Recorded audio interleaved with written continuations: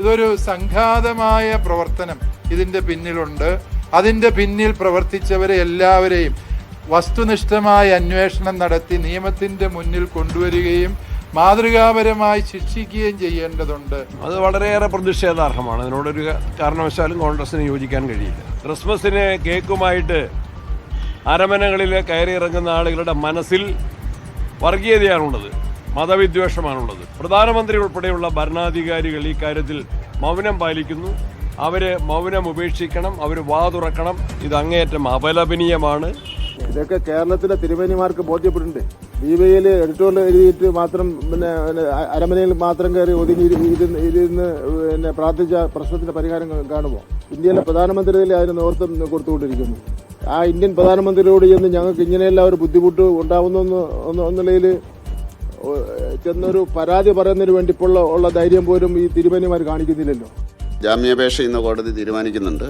ഇന്ത്യയിൽ പൊതുവെയുള്ള ഒരു കീഴ്വഴക്കം കോടതിയിൽ വരുന്ന വിഷയങ്ങളിൽ മന്ത്രി പ്രതികരിക്കാൻ പാടില്ല എന്നാണ്. മുൻവിധിയോ അല്ലെങ്കിൽ ഊഹാപോഹങ്ങളുടെ അടിസ്ഥാനത്തിൽ പറയാൻ പാടില്ല എന്നാണ്. അതുകൊണ്ട് കോടതി തീരുമാനം വന്നതിന് ശേഷം, ജാമ്യാപേക്ഷയിലുള്ള കോടതിയുടെ തീരുമാനവും കമൻറ്റും വന്നതിന് ശേഷം പ്രതികരിക്കാം.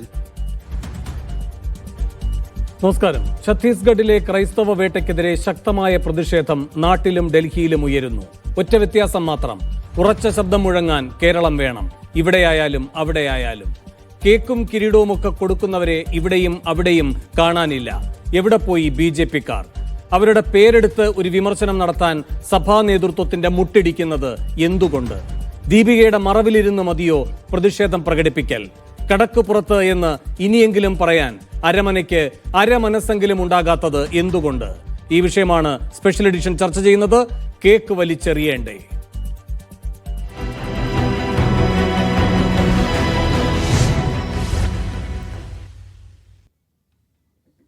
ഈ വിഷയത്തിൽ പ്രതികരിക്കാൻ വലതു നിരീക്ഷകൻ മിഥുൻ വിജയകുമാർ, കത്തോലിക്ക കോൺഗ്രസിന്റെ പ്രതിനിധി അഡ്വക്കേറ്റ് ടോണി ജോസഫ് പുഞ്ചേക്കുന്നേൽ എന്നിവർ തത്സമയം സ്പെഷ്യൽ എഡിഷനിൽ അതിഥികളായി പങ്കുചേർന്നു. അല്പസമയത്തിനകം CPM നേതാവ് ജെയ്സി തോമസും ഈ ചർച്ചയുടെ ഭാഗമാകും. ആദ്യം ശ്രീ മിഥുൻ വിജയകുമാർ, ഈ ഛത്തീസ്ഗഡിൽ നടന്ന സംഭവങ്ങളെ ഇപ്പോൾ ന്യായീകരിച്ചിരിക്കുകയാണ് അവിടുത്തെ മുഖ്യമന്ത്രി. അത് എന്ത് സന്ദേശം നൽകുന്നു ഈ സഭാ നേതൃത്വത്തിന്? കാരണം അവർ വലിയ മനുഷ്യാവകാശ ലംഘനം, ഭരണഘടനാ ലംഘനം ഒക്കെ നടന്നിരിക്കുന്നു എന്ന് പറഞ്ഞിരിക്കുന്ന ദിവസമാണ് അവിടുത്തെ മുഖ്യമന്ത്രിയുടെ ഔദ്യോഗികമായിട്ടുള്ള പ്രതികരണം ഈ രൂപത്തിലായിരിക്കുന്നത്. എന്തുകൊണ്ട്? നമുക്ക് വേണം, ഇതൊരു വളരെ സെൻസിറ്റീവ് ആയിട്ടുള്ള ഒരു ഇഷ്യൂ ആണ്. പക്ഷെ ഇതിൽ ഈ പറഞ്ഞ പോലെ ക്രിസ്ത്യൻ കമ്മ്യൂണിറ്റി ഇൻവോൾവ് ആയതുകൊണ്ട് തന്നെ അതിന്റെ സെൻസിറ്റിവിറ്റി എലമെന്റ് കുറച്ചധികം കൂടിയിട്ടുണ്ട്. ഇതേ സ്ഥാനത്ത് ഇപ്പോൾ ഒരു ഹിന്ദു സ്വാമിനിയോ മറ്റോ ആയിരുന്നു അറസ്റ്റ് ചെയ്യപ്പെട്ടതെങ്കിൽ ഇവിടെ ഒരു പൊട്ടിത്തെറി, ഒരു ശബ്ദം ഉണ്ടാവില്ല. ഒരു സഭയോ ആരും ഒന്നും രംഗത്തേക്ക് വരാനും പോകുന്നില്ല. ഒരു പ്രശ്നവുമില്ല. ഇത് ആക്ച്വലി നടന്നിരിക്കുന്നത് ഒരു ലോ ആൻഡ് ഓർഡർ ഇഷ്യൂ ആണ്. ഒരു ലോ ആൻഡ് ഓർഡർ ഇഷ്യൂവിന് നമ്മൾ അനാവശ്യമായിട്ടൊരു പൊളിറ്റിക്കൽ ആംഗിൾ കൊടുത്തുകൊണ്ട് അവിടെ ഒരു മൈനോറിറ്റി അപ്പീസ്മെന്റിന്റെ ഒരു പൊളിറ്റിക്സ് നമ്മൾ എല്ലാവരും കാണുന്നതാണ്, നമ്മുടെ കേരളത്തിൽ പ്രത്യേകിച്ചും. ഇതെങ്ങനെയാണ് ലോ ആൻഡ് ഓർഡർ ഇഷ്യൂ ആയി എന്ന് മിഥുൻ പറയുന്നത്? കേട്ടില്ല. ഇതെങ്ങനെയാണ് ലോ ആൻഡ് ഓർഡർ ഇഷ്യൂ ആണെന്ന് മിഥുൻ പറയുന്നത്? അവിടേക്ക് തന്നെ വരുന്നത് ഇതൊരു ലോ ആൻഡ് ഓർഡർ ഇഷ്യൂ ആണ്. കാരണം അവിടെ നിങ്ങൾ മനസ്സിലാക്കേണ്ടത്, ഈ കുട്ടികൾ ട്രാവൽ ചെയ്യുന്നത് ഏറ്റവും കൂടുതൽ ഒരു മാവോയിസ്റ്റ് എഫക്റ്റഡ് ആയിട്ടുള്ള ഒരു ഏരിയയിൽ നിന്നാണ്. അപ്പൊ അവിടെ നിന്ന് വരുമ്പം അവർക്കൊരു പലായൻ രജിസ്റ്ററിൽ ഒരു എൻട്രി നടത്താനുണ്ട്. മാത്രമല്ല ഗ്രാം സച്ചിവിനെ അറിയിക്കുകയും വേണം. ഈ രണ്ട് കാര്യങ്ങളും അവിടെ നടന്നിട്ടില്ല. പിന്നെ കുട്ടികളുടെ കയ്യിൽ ഇന്നലെയൊക്കെ ഞാൻ റിപ്പോർട്ട് ചെയ്യപ്പെടുന്ന വാർത്തകളൊക്കെ വായിച്ചപ്പോൾ അതിൽ അവരുടെ പക്ഷേ ഈ കാര്യങ്ങളിൽ നിയമപരമായ ഒരു സെക്കൻഡ് ഈ കാര്യങ്ങളിൽ നിയമപരമായ പരിശോധന നടക്കുക, അതിന്റെ അടിസ്ഥാനത്തിൽ സ്വാഭാവികമായ മറ്റ് നിയമ നടപടികൾ ഉണ്ടാവുക. അങ്ങനെയല്ല അവിടെ സംഭവിച്ചിരിക്കുന്നത്. ഇതിലൊരു RPF ഉദ്യോഗസ്ഥനാണ് അതിതാല്പര്യത്തോടെ ഇടപെടുന്നത്. എന്നിട്ട് എന്താ ചെയ്തിരിക്കുന്നത്? അയാൾ ഈ പറയുന്ന തീവ്ര ഹിന്ദു ഗ്രൂപ്പുകളെ ബജനക എന്നുള്ളതെന്ന് പറയുന്നു, അവരെയൊക്കെ വിളിച്ചു വരുത്തിക്കൊണ്ട് ഒരു ആൾക്കൂട്ട പെരുമാറ്റം കൈകാര്യം ചെയ്യലാണ് അവിടെ നടന്നിരിക്കുന്നത്. അല്ല, ഇവിടെ പോലീസ് ഇടപെട്ട് പോലീസാണ് കേസെടുത്തത്. പോലീസിനല്ലേ കേസെടുക്കാൻ പറ്റൂ? ബജനകദളിന് കേസെടുക്കാൻ പറ്റുന്ന അവസ്ഥയിലേക്ക് എന്തായാലും രാജ്യം ഇതുവരെ എത്തിയിട്ടില്ല. ചോദ്യം അതിന് മുൻപ് നടന്നവിടുത്തെ കയ്യാങ്കളിയാണ്. അല്ല, പോലീസാണല്ലോ ഈ വിഷയത്തിൽ കേസെടുത്തത്. അപ്പം ഇത് കോടതിയിൽ എത്തിയിരിക്കുന്ന വിഷയമാണ്. അതിൽ കോടതിയുടെ ഒരു ട്രയൽ നടന്നുകൊണ്ടിരിക്കുകയാണ്. പോലീസ് കേസെടുത്തതും കോടതിയിൽ എത്തിയതും സ്വാഭാവികമായ നിയമ നടപടികളാണ്. അതിൽ ഞങ്ങൾക്കാർക്കും സംശയങ്ങളില്ല. ചോദ്യമതല്ല മിഥുൻ. RPF ഉദ്യോഗസ്ഥൻ എന്തുകൊണ്ട് ഈ കാര്യത്തിൽ ആദ്യം തന്നെ ഇവർ കുറ്റവാളികളാണ് എന്ന കാഴ്ചപ്പാടെടുക്കുന്നു? എന്തുകൊണ്ട് അതിന്റെ അടിസ്ഥാനത്തിൽ ബജ്രംഗദൾ പ്രവർത്തകരെ അവിടേക്ക് വിളിച്ചു വരുത്തുന്നു? എന്തുകൊണ്ട് അവരുടെ ഭീഷണിപ്പെടുത്തലിന് ഈ പറയുന്ന രണ്ട് സന്യസ്തർക്ക് വിധേയരാകേണ്ടി വരുന്നു? എന്തുകൊണ്ടാണ് പിന്നെ അതിനുശേഷം അവർക്ക് ഈ പറയുന്ന കുറ്റവാളികൾ എന്ന രൂപത്തിലുള്ള സമീപനം നേരിടേണ്ടി വരുന്നത്? ഇതൊക്കെ പോലീസ് എത്തുന്നതിനും കോടതിയിൽ കാര്യങ്ങൾ എത്തുന്നതിനും മുൻപ് നടന്ന കാര്യങ്ങളാണ്. വളരെ ലളിതമായ ഒരു ഉത്തരം. അതിൽ ആ കൂട്ടത്തിലുണ്ടായിരുന്ന ഒരു പെൺകുട്ടി പറയുന്നു അവരുടെ ഇഷ്ടപ്രകാരമല്ല പോകുന്നത് എന്ന്. അതായിരുന്നു ഞാനൊക്കെ ഇവിടെ അതൊക്കെ പിന്നീട് വരുന്ന കാര്യങ്ങളാണ്. അതൊക്കെ പിന്നീട് വരുന്ന കാര്യങ്ങളാണ് മിഥുൻ. മിഥുൻ ഇപ്പോൾ പറയുന്നതെല്ലാം പിന്നീട് വരുന്ന വിവരങ്ങളാണ്. അതായത് ഇതിൽ ഒരു കുട്ടി അവരെ ബോധപൂർവമാണ് ഇത്തരം കാര്യങ്ങളിലേക്ക് കൊണ്ടുപോകുന്നത്, ഇത് മതപരിവർത്തനമാണ്, മനുഷ്യക്കടത്താണ് എന്നൊക്കെയുള്ള രൂപത്തിൽ മൊഴി നൽകിയെന്ന്. അതെന്തായാലും ഒരു സെക്കൻഡ് നിരാധാരരായ ഈ കുട്ടികളെ ഭയപ്പെടുത്താൻ അതിവേഗത്തിൽ കഴിയും. അല്ല, അത് തന്നെയാണ് എനിക്ക് പറയാനുള്ളത്. അപ്പൊ അവിടെ അതേ ആംഗിളാണ്. ഇവരെ തട്ടിക്കൊണ്ടു പോവുകയാണോ അതോ ഇവരെ ഭയപ്പെടുത്തി ഇവരെ കൊണ്ട് പറയിപ്പിച്ചതാണോ? അത് അന്വേഷണം കഴിഞ്ഞിട്ടല്ലേ നമുക്ക് പറയാൻ പറ്റുള്ളൂ. കാരണം അവർ ഈ പറഞ്ഞ പോലെ പാവപ്പെട്ട കുട്ടികളാണ്. അവരാർക്ക് വേണമെങ്കിലും ഇൻഫ്ലുവൻസ് ചെയ്യാൻ പറ്റും. അപ്പൊ അവരെ ആര് ഇൻഫ്ലുവൻസ് ചെയ്തു എന്ന കാര്യമാണ് നമുക്ക് ഇവിടെ അറിയേണ്ടത്. ടോണി ജോസഫ് പുഞ്ചേക്കുന്നിലേക്ക് വരാം. ഇപ്പോൾ ജയ്ക്ക് എത്തിയിട്ടുണ്ടെന്നാണ് ഞാൻ കരുതുന്നത്. ജയ്ക്ക് കേൾക്കാമെന്ന് കരുതുന്നു. ജയ്ക്ക്, ഇതൊരു ക്രമസമാധാന പ്രശ്നമാണ്. പോലീസ് എത്തി FIR ഇട്ടു, അത് കോടതിയിലെത്തിയിരിക്കുന്നു എന്നൊരു സ്വാഭാവിക ഗതിയിലുള്ള നീക്കങ്ങൾ എന്ന മട്ടിലാണ് ഇതിപ്പോ മിഥുൻ വിശദീകരിക്കുന്നത്. ഇവിടെ അങ്ങയുടെ മറുപടി.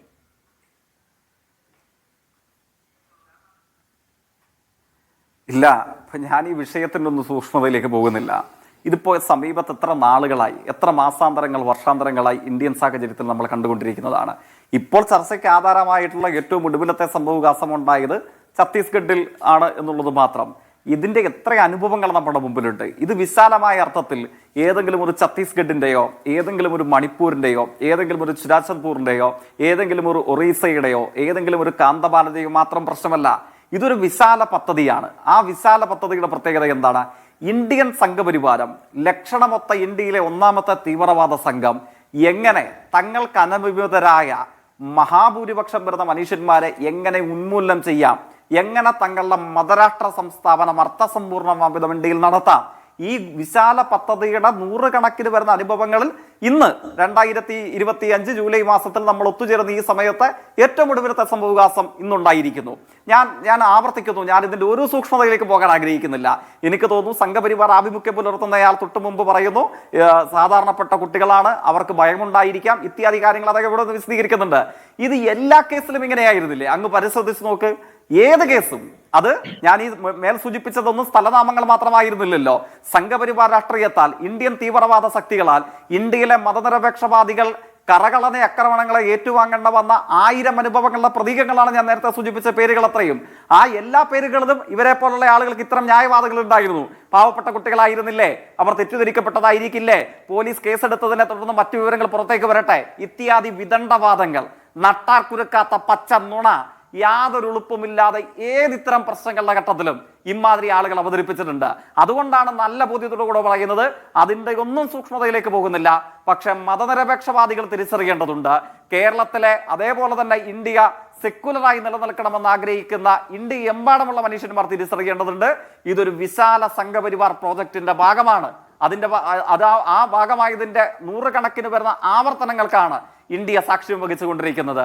അത് ഏതെങ്കിലും ഒരു ഈസ്റ്റർ ദിനത്തിൽ, ഏതെങ്കിലും ഒരു ക്രിസ്മസ് ദിനത്തിൽ, ഏതെങ്കിലും ഒരു പരിപാവനമെന്ന മതവിശ്വാസികൾ പൊതുവിൽ കരുതുന്ന അവരവരുടേതായ ദിനങ്ങളിൽ ഏതെങ്കിലും സംഘപരിവാർ രാഷ്ട്രീയത്തിന്റെ തീവ്രവാദി നേതാക്കന്മാർ വന്ന് അരമനകളിൽ വന്ന് ചിരിച്ചു കാണിക്കുമ്പോൾ, അവിടെ വന്ന് കൈമുത്തുമ്പോൾ, അവിടെ വന്ന് നമ്മളോട് സുസ്മേരവതരനായി ചില പുതുകാര്യങ്ങൾ അവതരിപ്പിക്കാൻ ശ്രമിക്കുമ്പോൾ മറന്നു പോകേണ്ടതല്ല എന്ന് മതനിരപേക്ഷവാദികളായ, ഇതൊരു ക്രിസ്ത്യൻ പ്രശ്നമായിട്ടല്ല നമ്മൾ ഛത്തീസ്ഗഡിനെ കാണേണ്ടത്, മണിപ്പൂരിനെ കാണേണ്ടത് ഒരു ക്രിസ്ത്യൻ പ്രശ്നമായിട്ടല്ല, ആഗ്രയും UPയെയും കാണേണ്ടത് ഒരു ക്രിസ്ത്യൻ പ്രശ്നമായിട്ടല്ല, ഫത്തേപൂർ സിക്രിയെയും മധുരയും കാണേണ്ടത് ഒരു മുസ്ലിം പ്രശ്നമായിട്ടല്ല. കാരണം പേരുകൾ മാറി വരുന്നതേയുള്ളൂ. ഇന്റേണൽ ത്രെറ്റ്സ് അഥവാ ആഭ്യന്തര ശത്രുക്കൾ എന്ന നിലയിൽ സംഘപരിവാർ രാഷ്ട്രീയത്തിന്റെ വേദപുസ്തകം അഥവാ അവരുടെ ബൈബിൾ പറയുന്നത് ലക്ഷണമൊത്ത ഉന്മൂലനം നടത്തേണ്ട വിശാലാർത്ഥത്തിലെ സൂക്ഷ്മതയുള്ള 3 പേരിൽ ഒന്നാമത്തേത് ക്രൈസ്തവരും മുസ്ലിങ്ങളും മാർക്സിസ്റ്റുകാരുമാണ് എന്നുള്ളത് ഇന്റേണൽ ത്രെറ്റ്സിൽ ഏതു അക്ഷരം കൂട്ടി വായിക്കാൻ അറിയാവുന്ന സാധാരണക്കാരനായ ഏതു മനുഷ്യനും മനസ്സിലാകും വിധം ഇവരുടെ ബൈബിളിൽ വേദപുസ്തകത്തിൽ ഇവർ എഴുതി വെച്ചിട്ടുണ്ട്. അതിനെ തള്ളിക്കളയാത്ത അത്രയും കാലം ഇത് സംഭവിച്ചുകൊണ്ടേയിരിക്കും. അതിനെ ചെറുത്തു തോൽപ്പിക്കാൻ ഇവരുടെ ചതിക്കുഴികളിൽ പെടാതെ മാനായും മാരീചനായും നമ്മൾ കേട്ടിട്ടുണ്ടല്ലോ. ആ നിലയിൽ ഇന്ത്യൻ തീവ്രവാദികൾ നമുക്കിടയിലേക്ക് വരുമ്പോൾ മാനായി വന്നാലും മാരീചനായി വന്നാലും നിങ്ങളുടെ തീവ്രവാദ രാഷ്ട്രീയത്തിന്റെ ദംഷ്ട്ര മാറ്റാതെ ഞങ്ങൾക്കിടയിൽ നിങ്ങൾക്ക് ഒരു പുല്ലിന്റെ പോലും വിലയുണ്ടാവില്ല എന്ന് പ്രഖ്യാപിക്കാൻ ഇന്ത്യൻ മതനിരപേക്ഷതയുടെ ശക്തിയുക്തം എപ്പോൾ തയ്യാറാകുന്നോ അപ്പോൾ മാത്രമാണ് ഈ ദംഷ്ട്രകളെ, ഈ ആക്രമണങ്ങളെ ഇന്ന് ഛത്തീസ്ഗഡിലും കഴിഞ്ഞ ദിവസം മണിപ്പൂരിലും അതിനു മുമ്പ് ചുരാചന്ദ്പൂരിലും അതിനു മുമ്പ് മധുരയിലും അതിനു മുമ്പ് ഫത്തേപൂർ സിക്രിയിലും അതിനു മുമ്പ് യുപിയിലും ഒക്കെ ഉണ്ടായിട്ടുണ്ടായ ഈ ദംഷ്ട്രകളുടെ തേറ്റത്തെ നമുക്ക് ചെറുത്തു തോൽപ്പിക്കാൻ കഴിയുന്നത് ഈ വിശാലമായ രാഷ്ട്രീയ ജാഗ്രത നമുക്ക് എത്തിപ്പിടിക്കാൻ കഴിയുന്നിടത്താണ്. ഒറ്റ വാചകം പറഞ്ഞുകൊണ്ട് ഞാൻ നിർത്തുന്നു. അതുകൊണ്ട് ഇതൊരു സ്ഥലനാമം എന്ന നിലയിൽ, ഛത്തീസ്ഗഡിലെ ഒരു ഗ്രാമത്തിലുണ്ടായ ഒരു പ്രശ്നം എന്ന നിലയിൽ, ഏതെങ്കിലും ഒരു പ്രത്യേക മതവിഭാഗത്തിലെ കന്യാസ്ത്രീകൾക്കെതിരെയുള്ള ഒരു പ്രശ്നം എന്ന നിലയിൽ നമ്മൾ ചർച്ച ചെയ്താൽ പൂവുകളിൽ അത്ഭുതം കൂറുക മാത്രമായിരിക്കും. വേരുകളിലേക്ക് ആഴ്ന്നിറങ്ങാൻ കഴിയാതെ പോയ ഒരു കാര്യമായിട്ട് അത് അധപ്പതിക്കും. അങ്ങനെ ഉണ്ടാകാൻ പാടില്ല എന്നുള്ളതാണ് ഈ ഇത് സംബന്ധമായിട്ടുള്ള ചർച്ചകളും നമ്മൾ നിർബന്ധമായും ഓർമ്മിക്കണം. ശരി മിഥുൻ, ഇപ്പോൾ ഒരൊറ്റ സംഭവത്തിന്റെ പുറത്തല്ല ഈ കാര്യങ്ങളെ കാണേണ്ടതെന്ന് പറഞ്ഞ് ജയ്ക്ക് വിശദീകരിക്കണ്ടായാലും അതിനുള്ള മറുപടി വേഗം. അല്ല, ജയ്ക്ക് മനസ്സിലാക്കേണ്ട ഒരു കാര്യം, ഛത്തീസ്ഗഡ് അനുഭവിക്കുന്നത്, മതനിരപേക്ഷവാദിയായ ജയ്ക്ക് മനസ്സിലാക്കേണ്ട കാര്യം, ഛത്തീസ്ഗഡ് അനുഭവിക്കുന്ന ഏറ്റവും വലിയ വിഷയം മാവോയിസ്റ്റുകളുടെ പ്രശ്നമാണ്. അദ്ദേഹത്തിന്റെ തന്നെ ഐഡിയോളജിയുടെ ഒരു എക്സ്ട്രീം മുഖമാണ് മാവോയിസം. CPI മാവോയിസ്റ്റ് ഫാക്ഷന്റെ തീവ്രവാദ പ്രവർത്തനങ്ങളാണ് ഛത്തീസ്ഗഡിനെ വേരോടെ പിടിച്ചു കുലുക്കുന്ന പ്രശ്നങ്ങൾ. അതിൽ ക്രിസ്ത്യൻസ് ടാർഗറ്റ് ചെയ്യപ്പെടുന്നുണ്ട്, ഹിന്ദുസ് ടാർഗറ്റ് ചെയ്യപ്പെടുന്നുണ്ട്, എല്ലാ മതവിഭാഗത്തിൽപ്പെട്ട ആളുകളും ടാർഗറ്റ് ചെയ്യപ്പെടുന്നുണ്ട്. പ്രത്യേകിച്ചും ഹിന്ദു മതവിഭാഗത്തിൽപ്പെട്ട ആളുകൾ കൂടുതലാണ്. ദുർഗാ ക്ഷേത്രത്തിൽ വെച്ചിട്ട് ഒരു ഈ വിഷയത്തിൽ ജയ്ക്ക് സംസാരിച്ചതെല്ലാം ഈ വിഷയവുമായി ബന്ധപ്പെട്ട കാര്യങ്ങളാണ്. മിഥുൻ പറയുന്ന വിഷയമല്ല ഇവിടെ ചർച്ചാ വിഷയം. മാവോയിസ്റ്റ് വിഷയമല്ല ഇവിടുത്തെ വിഷയം. ഇവിടെ ഒന്നാം പ്രതി, ഒരു സെക്കൻഡ് ഒന്നാം പ്രതി സിസ്റ്റർ പ്രീത മേരി, രണ്ടാം പ്രതി സിസ്റ്റർ വന്ദന ഫ്രാൻസിസ്, മൂന്നാം പ്രതി ആ കുട്ടികളുടെ ബന്ധുവായിട്ടുള്ള സുക്മാൻ മണ്ഡാവി. ആ കാര്യത്തിൽ ഊന്നു എന്ന് പറയും. ഞാൻ അതിലേക്ക് പറയുന്നത്, ഞാൻ ഛത്തീസ്ഗഡിന്റെ പ്രശ്നത്തെ കുറിച്ച് പറയുന്നതിന്റെ മാവോയിസ്റ്റിനെ പറ്റി സംസാരിക്കേണ്ട, അതല്ല വിഷയം. ഇതിലേക്ക് അതിന് ടെക്നിക്കാലിറ്റീസ് അറിയണ്ടേ? ഒരു ടെക്നിക്കാലിറ്റീസ് ഇല്ല. ഇതിൽ ആദ്യം പറഞ്ഞിട്ട് പോകാം മാവോയിസ്റ്റിലേക്ക്. ഇല്ല, അല്ലെങ്കിൽ ഇതിൽ പറയും. ഛത്തീസ്ഗഡിൽ വളരെ കർശനമായിട്ടുള്ള ചെക്കിംഗ് നടക്കുന്നത് എന്ന കാര്യം താങ്കൾക്ക് അറിയണ്ടേ? അതിന്റെ പ്രധാന പ്രശ്നമാണ് മാവോയിസം. അപ്പൊ അത് പറയാതെ പോകാൻ പറ്റും എനിക്ക്? ഈ വിഷയത്തിൽ പ്രതികരിക്കൂ. ബുദ്ധിമുട്ടാവോ എനിക്ക് പറയാൻ? ഈ വിഷയത്തിൽ പ്രതികരിക്കൂ. ഈ പറഞ്ഞ പലായൻ രജിസ്റ്റർ താങ്കളൊന്ന് കേൾക്കൂ. പലായൻ രജിസ്റ്ററിനെ കുറിച്ച് പറയുമ്പോൾ താങ്കൾക്ക് അത് കേൾക്കണ്ട, അത് താല്പര്യമില്ല. ഇവിടെ പ്രീതി മേരി ഒന്നാം പ്രതി, വന്ദന ഫ്രാൻസിസ് രണ്ടാം പ്രതി, സുക്മൻ മണ്ഡാവി മൂന്നാം പ്രതിയാക്കിക്കൊണ്ടാണ് ഈ എഫ്ഐആർ ഇട്ടിരിക്കുന്നത്. അതിന്റെ കാരണം ഇതാണ്. മാത്രമല്ല അവിടെ മതപരിവർത്തനവും ആൾക്കടത്തലും നടന്നിരിക്കുന്നു എന്നാണ് അവിടുത്തെ മുഖ്യമന്ത്രി പറഞ്ഞിരിക്കുന്നത്. മാവോയിസ്റ്റുകളെ പറ്റിയൊന്നും പറഞ്ഞിട്ടില്ല. മാവോയിസ്റ്റുകളടക്കം ഛത്തീസ്ഗഡ് നേരിടുന്ന വിശാലമായ ഒരുപാട് ഭീഷണികൾ ഉണ്ടാകും. അത് നമുക്ക് പിന്നെ സംസാരിക്കാം. ഇപ്പൊ ഇതിൽ പറയൂ. പ്രസംഗിച്ചു പോകാനാണെങ്കിൽ ഒരുപാട് കാര്യങ്ങൾ പറയാം. ഇതിൽ പറയൂ മിഥുൻ. ഈ വിഷയത്തിലല്ലാതെ മിഥുൻ എന്ത് പറഞ്ഞാലും ഞാൻ ഇടപെടും. ഈ വിഷയത്തിലല്ലാതെ മിഥുൻ എന്ത് പറഞ്ഞാലും ഞാൻ ഇടപെടും. മനസ്സിലാക്കിയിട്ട് സംസാരിക്കൂ. മിഥുൻ ഈ വിഷയത്തിൽ മറുപടി പറയണം. ഛത്തീസ്ഗഡ് അനുഭവിക്കുന്നു. നോക്കൂ, കേരളത്തിൽ താങ്കൾക്ക് പോകുമ്പോൾ ഇങ്ങനത്തെ പ്രശ്നങ്ങളായിരിക്കില്ല. കേരളത്തിന് പുറത്ത് സഞ്ചരിച്ച് പല സ്ഥലങ്ങളിലും അങ്ങനെയാണ്. ഛത്തീസ്ഗഡ് ഒരു മാവോയിസ്റ്റ് ഇൻഫ്ലുവൻസ് ഉള്ള സ്ഥലമാണ്. ടോണി ജോസഫ് പുഞ്ചേക്കുന്നേൽ, ഇവിടെ ഇപ്പോ ഈ ഛത്തീസ്ഗഡുമായി ബന്ധപ്പെട്ട് അവിടുത്തെ മുഖ്യമന്ത്രി പറഞ്ഞിരിക്കുകയാണ് നടന്നിരിക്കുന്നത് മതപരിവർത്തനവും ആളെ കടത്തലുമാണ് എന്ന്. അപ്പൊ ഇനിയിപ്പോ സുപ്രീം കോടതി വരെ പോയാലും ഇപ്പൊ ഇതിനോടകം തന്നെ ഛത്തീസ്ഗഡിലെ പോലീസ് ഇവരെ കുറ്റവാളികളാക്കിയിരിക്കുന്നു. അവർക്ക് ശിക്ഷ നൽകേണ്ടതാണ്. ആ കുറ്റം ശിക്ഷിക്കപ്പെടേണ്ടത് തന്നെയാണ് എന്ന് പറഞ്ഞ് അവിടുത്തെ മുഖ്യമന്ത്രി തന്നെ പറഞ്ഞിരിക്കുന്നു. അപ്പോൾ ദീപികയിൽ ഇങ്ങനെ കങ്കാരു കോടതി എന്നൊക്കെ പറയുന്നുണ്ടല്ലോ. അങ്ങനെ പരോക്ഷമായി വിമർശിച്ചിട്ട് കാര്യമില്ല. അതിനപ്പുറത്തേക്ക് സ്ഥിതിഗതികൾ എത്തിയെന്ന് നിങ്ങൾക്ക് തോന്നുന്നുണ്ട് അഡ്വക്കേറ്റ് ടോണി ജോസഫ് പുഞ്ചേക്കുന്നേൽ? മിഥുൻ അവിടെ ഇരുന്ന് മാവോയിസ്റ്റുകളെ പറ്റി പറയട്ടെ. അഡ്വക്കേറ്റ് ടോണി ജോസഫ് പുഞ്ചേക്കുന്നേൽ, അങ്ങയുടെ മറുപടി. മിഥുൻ നിർത്തണം. കാരണം അദ്ദേഹത്തിനെല്ലാം ഞങ്ങൾ കേട്ടോണ്ടിരിക്കുകയാണ്. എന്റെ സുഹൃത്ത് മിഥുനോട് പറയാനുള്ളത്, നിങ്ങൾ ഈ വിഷയത്തിൽ കണ്ണട ചീരിട്ടാക്കുകയാണ്. ഇവിടെ മാവോയിസ്റ്റ് വിഷയമല്ല ഇവിടെ സംഭവിച്ചിരിക്കുന്നത്. ഇവിടെ ഞാൻ പറയട്ടെ ഇവിടെ മാവോയിസ്റ്റ് വിഷയമല്ല ഇവിടെ ചർച്ച ചെയ്യപ്പെടുന്നത്. റെയിൽവേ സ്റ്റേഷനിൽ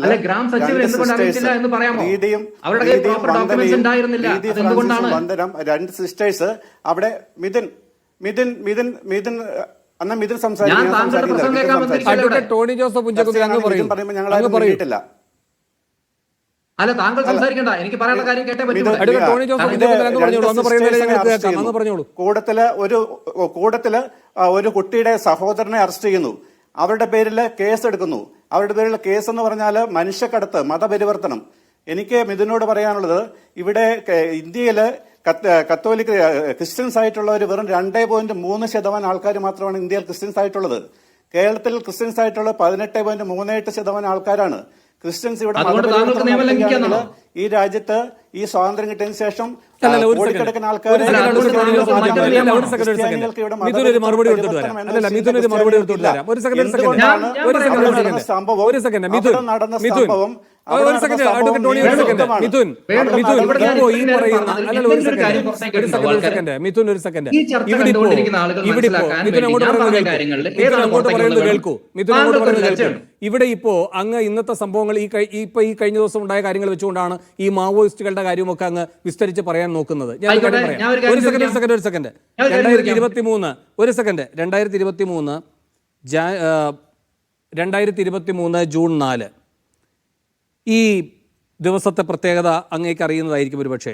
ഛത്തീസ്ഗഡിൽ മതപരിവർത്തനം ആരോപിച്ച് ക്രിസ്ത്യൻ പള്ളി ആക്രമിക്കുകയാണ്. BJPയുടെ ജില്ലാ പ്രസിഡന്റ് അടക്കമുള്ള 5 പേരാണ് അതിൻ്റെ ഭാഗമായി അറസ്റ്റിലാകുന്നത്. നാരായൺപൂരിലാണ് ആ സംഭവം നടക്കുന്നത്.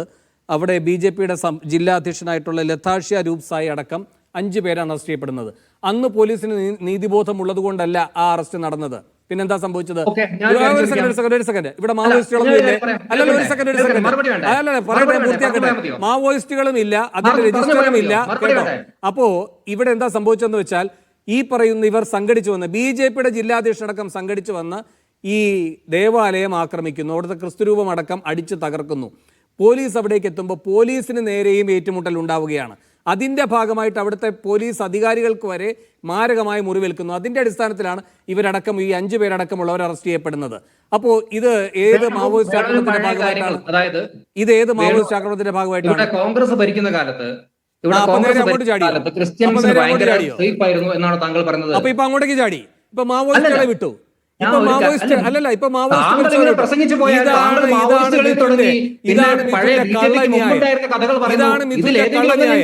അല്ലല്ല, ആദ്യത്തെ ചോദ്യത്തിൽ മാവോയിസ്റ്റുകളെ പറ്റി പറയും, പിന്നെ പറയുമ്പോ അല്ലല്ല, പിന്നെ അടുത്ത ചോദ്യം വരുമ്പോ കോൺഗ്രസ്സുകാർ ഭരിച്ച കാലം. എനിക്ക് പറയണ്ടേ? എനിക്ക് പറയാനുള്ളത് താങ്കൾക്ക് കേൾക്കാൻ താല്പര്യമില്ലേ? താങ്കൾ പറഞ്ഞ മാവോയിസ്റ്റുകളുടെ ഇഷ്യൂ, ഛത്തീസ്ഗഡിൽ മാവോയിസ്റ്റുകളുടെ ഇഷ്യൂ ഇല്ല എന്നാണോ താങ്കൾ പറഞ്ഞത്? ചോദ്യമല്ല, മാവോയിസ്റ്റുകളെ പറ്റിയുള്ള ചർച്ചയ്ക്ക് അങ്ങനെ ഞാൻ വിളിക്കാം കേട്ടോ. അഡ്വക്കേറ്റ് ടോണി ജോസഫ് പുഞ്ചേക്കുന്നില്ല, ഒന്നും കേൾക്കാൻ നിൽക്കുന്നില്ല. കാരണം ഇപ്പൊ അങ്ങ് പറഞ്ഞത് എന്താ? ഇപ്പൊ അങ്ങ് കോൺഗ്രസിന്റെ കാലം എടുത്തിട്ടത്, കോൺഗ്രസിന്റെ കാലം എടുത്തിട്ട് ആദ്യവാദം പൊളിഞ്ഞു, ആദ്യവാദം പൊളിഞ്ഞപ്പോ കോൺഗ്രസിനെ എടുത്തിടുക. വേണു, കുറച്ചൊരു മര്യാദ കാണിക്കൂ. താങ്കൾക്ക് ഞാൻ താങ്കളോട് ചർച്ചയിൽ ചോദിക്കുന്ന ഒരു കാര്യം, ഈ ചർച്ചയിൽ അങ്ങ് കാണിക്കേണ്ട മര്യാദ വിഷയത്തിലൂന്നി നിന്ന് സംസാരിക്കുക എന്നുള്ളതാണ്. ആ മര്യാദ ഇങ്ങോട്ട് കാണിക്കുക. എന്താണ് പറഞ്ഞു പൂർത്തിയാക്കാൻ സമ്മതിക്കാത്തത്? താങ്കൾക്ക് ഒരു വാചകത്തിന്റെ 2 വാക്ക് കിട്ടിയാൽ മതിയോ? ഇനി ആ വിഷയത്തിലൂന്നി നിന്ന് സംസാരിച്ചാൽ അങ്ങേക്ക് പറയാം, ഇല്ലെങ്കിൽ ഞാൻ ഇടപെടാം. ഒരു തർക്കവും ഇല്ല. താങ്കൾ ചർച്ച നടത്തും, ഞാൻ ഇതിനിരിക്കുന്ന അങ്ങനത്തെ രോഷപ്രകടനം ഒന്നും ഞാൻ ഗൗരവത്തിൽ. ഞാനൊരു കാര്യം പറയുമ്പോ ഒരു സെന്റൻസ് പറയുമ്പോൾ അതിൽ 2 വാക്ക് വെച്ചുകൊണ്ട് താങ്കൾ അതിനെ വളച്ചൊടിക്കാൻ നോക്കുകയാണ്. വിഷയത്തിൽ സംസാരിക്കൂ. ഞാൻ താങ്കൾക്ക് വിഷയം മനസ്സിലാവുന്നുണ്ടോ കടക്കുമ്പോൾ താങ്കൾ ഇത് പറയാൻ അനുവദിക്കുന്നില്ല. വിഷയത്തിൽ സംസാരിക്കും. പല സ്ഥലങ്ങളിലും ഇപ്പൊ ഉദാഹരണത്തിന് ജമ്മു കാശ്മീരിൽ പോയി കഴിഞ്ഞാൽ ഓരോ 100 മീറ്റർ കൂടുമ്പോൾ അവിടെ ഒരു ചെക്ക് പോസ്റ്റ് ഉണ്ട്. അവിടെ വന്ന് ഐഡന്റി കാർഡ് പരിശോധിക്കും. അത് ആ സ്ഥലത്തിന്റെ പ്രത്യേകത എങ്ങനെയാണ്?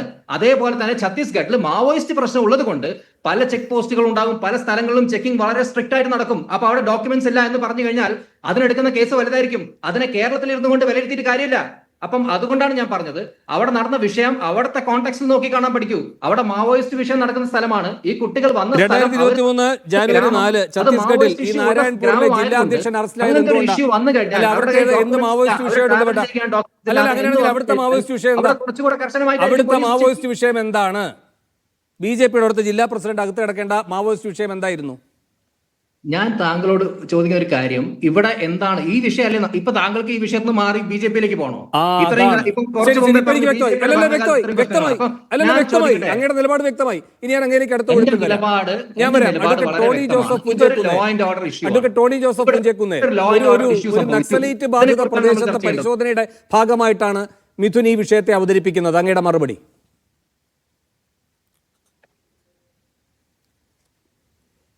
ഞാൻ ചോദിക്കട്ടെ, അവിടെ ഛത്തീസ്ഗഡിൽ പോലീസില്ലേ? ഇവിടെ ഒരു റെയിൽവേ ഉദ്യോഗസ്ഥൻ ഈ വിവരം വിളിച്ചു പറയേണ്ട പോലീസ് ഉദ്യോഗസ്ഥനെ. അങ്ങനെ ഉണ്ടെങ്കിൽ പോലീസ് ഉദ്യോഗസ്ഥനെ വിളിച്ചു പറയണം. ഇവിടെ റെയിൽവേ ഉദ്യോഗസ്ഥൻ ചെയ്തെന്താ? റെയിൽവേ ഉദ്യോഗസ്ഥൻ അവിടുത്തെ ബജ്രാംഗ് ദൾ പ്രവർത്തകരെ വിളിച്ചറിയിക്കുന്നു. അവർ ഓടിയെത്തുന്നു. സിസ്റ്റേഴ്സിനെ ക്വസ്റ്റ്യൻ ചെയ്യുന്നതിൻ്റെ വീഡിയോ നമ്മൾ കണ്ടില്ലേ? സിസ്റ്റേഴ്സിനെ ക്വസ്റ്റ്യൻ ചെയ്യാൻ എന്താ ബജ്രാംഗ് ദൾ പ്രവർത്തകർക്ക് എന്താ അവകാശമുള്ളത്? അവിടുത്തെ പോലീസിൻ്റെ എല്ലാം ബജ്രാംഗ് പ്രവർത്തകർ ഏറ്റെടുത്തോ? ഇവിടെ കാണുന്നത് നിർബന്ധിതമായിട്ട് സിസ്റ്റേഴ്സിനെ അപമാനിക്കാൻ വേണ്ടിയിട്ട്, അവർ മതപരിവർത്തനം ചെയ്യുന്നുവെന്ന് കള്ള കേസുണ്ടാക്കാൻ വേണ്ടിയിട്ട് 18 വയസ്സിൽ കൂടുതലുള്ള കുട്ടികളെയും കൊണ്ട് മനുഷ്യക്കടത്ത് നടത്തിയത് എന്ത് ആഭാസമാണ് പറയുന്നത്, എന്ത് വിഡ്ഢിത്വമാണ് പറയുന്നത്? ഇവിടെ രാജ്യത്ത് നിയമമില്ലേ? ഇവിടെ മതപരിവർത്തനം ക്രിസ്ത്യാനികൾക്ക് നടത്തുവാണെങ്കിൽ എത്ര കോടികൾ ജനങ്ങൾ ഇവിടെ ഉണ്ടാകും? ഇന്ന് 2.3% ജനങ്ങൾ മാത്രമാണ് ക്രിസ്ത്യൻ വിശ്വാസത്തിൽ ഇന്ത്യയിലുള്ളത്. കേരളത്തിൽ 18% മാത്രമാണുള്ളത്. എന്താണ് അവിടെ നടക്കുന്നത്? ഇവിടെ എനിക്കെൻ്റെ പ്രിയപ്പെട്ട ഹൈന്ദവ സഹോദരന്മാരെ കുറിച്ച് എനിക്ക് ഇപ്പോൾ വലിയ ബഹുമാനമുള്ളത്. അവർ ഈ രാജ്യത്ത് മറ്റു മതങ്ങൾക്ക് സ്വാഗതം ചെയ്യുകയും അവർക്ക് പള്ളിയും അവർക്ക് മോസ്കും സ്ഥാപിക്കാൻ വേണ്ടി സ്ഥലം കൊടുത്തവരാണ് ഈ രാജ്യത്തിലെ ഹൈന്ദവ സഹോദരങ്ങൾ, ഹൈന്ദവ രാജാക്കന്മാർ. അവർ ഇന്ത്യയിലെ ഹൈന്ദവർ 99.4% ആൾക്കാരും വളരെ വിശാല മനസ്കരായ ആൾക്കാരാണ്. അവരുടെ ഇടയിലേക്ക് ഈ ബജരംഗദളിനെ പോലെയുള്ള തീവ്ര ഹിന്ദു മത സംഘടനകൾ ഇവിടെയുള്ള ന്യൂനപക്ഷങ്ങളെ, ക്രിസ്ത്യാനികളെ, പ്രത്യേകിച്ച് ക്രിസ്ത്യാനികൾക്കെതിരായിട്ട് വടക്കേ ഇന്ത്യയിൽ നടക്കുന്ന ഈ പീഡനത്തിന്റെ കാരണം വളരെ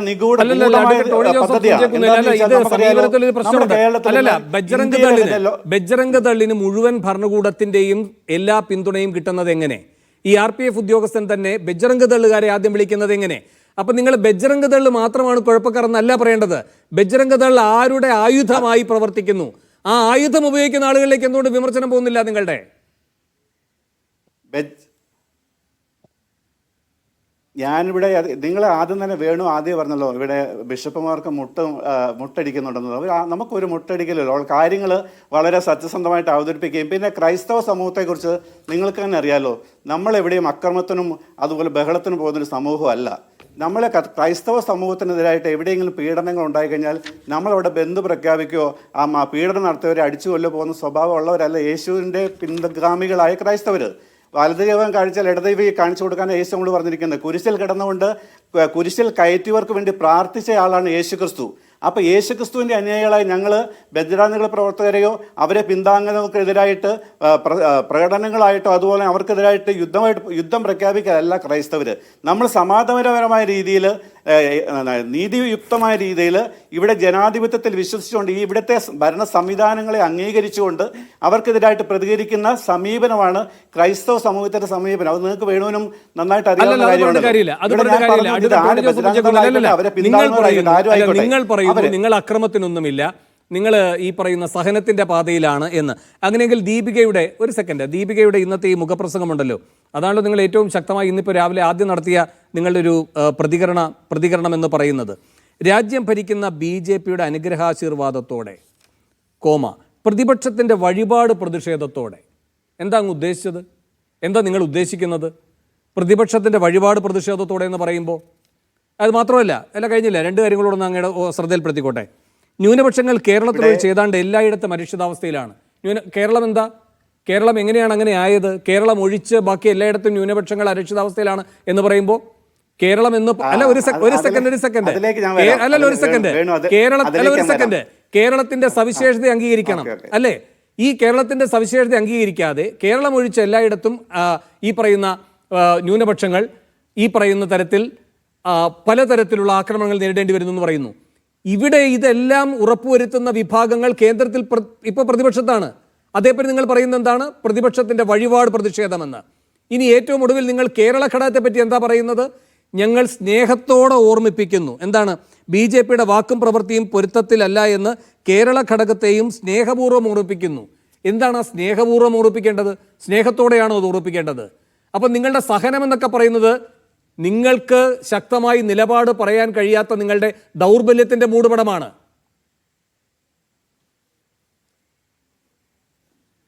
ഇല്ല, അത് തെറ്റാണ്. വേണുവിൻ്റെ ആ ആക്ഷേപം തെറ്റാണ്. നമുക്കൊരു ദൗർബല്യത്തിൻ്റെ ഒരു ആവശ്യം നമുക്കിവിടെ ഇല്ല. ഞങ്ങൾക്ക് ശക്തമായി തന്നെ പറയും. ഞാൻ പറയട്ടെ, കേരളത്തിൽ എന്തുകൊണ്ട് ഇങ്ങനെ സംഭവിക്കുന്നില്ല? അതിന് കാരണം കേരളത്തിൽ വിദ്യാഭ്യാസമുള്ള ഒരു സമൂഹത്തെ ഇവിടെ സൃഷ്ടിച്ചതാരാ? വേണു ശ്രദ്ധിക്കണം. ഇവിടെ കേരളത്തിൽ ഇതേ ഉച്ചനീചത്വങ്ങൾ ഇങ്ങനൊന്നും വളച്ചുകെട്ടി പറയണ്ട. കേരളത്തിൽ ഇത് സംഭവിക്കാത്തതിന്റെ കാര്യം കേരളത്തിൽ BJP അധികാരത്തിലില്ല. അഡ്വക്കേറ്റ് ടോണി ജോസഫ് പുഞ്ചേക്കുന്നേൽ ഇങ്ങനെയാണ് പറയേണ്ടത്. കേരളത്തിൽ ഇത് സംഭവിക്കാത്തത് കേരളത്തിൽ BJP അധികാരത്തിൽ ഇല്ലാത്തത് കൊണ്ടാണ്. എന്തേ അങ്ങനെ കാണാത്തത്? കേരളത്തിൽ BJP അധികാരത്തിൽ വരാതിരിക്കാനുള്ള കാരണം എന്താണ്? കേരളത്തിൽ വിദ്യാഭ്യാസമുള്ള ഒരു സമൂഹം ഇവിടെയുണ്ട്. കാര്യങ്ങളെ ബോധ്യപ്പെടാൻ കഴിയുള്ള സമൂഹമുണ്ട്. അത് എങ്ങനെ ഉണ്ടായി? ആ വിദ്യാഭ്യാസം ആരിവിടെ കൊടുത്തു?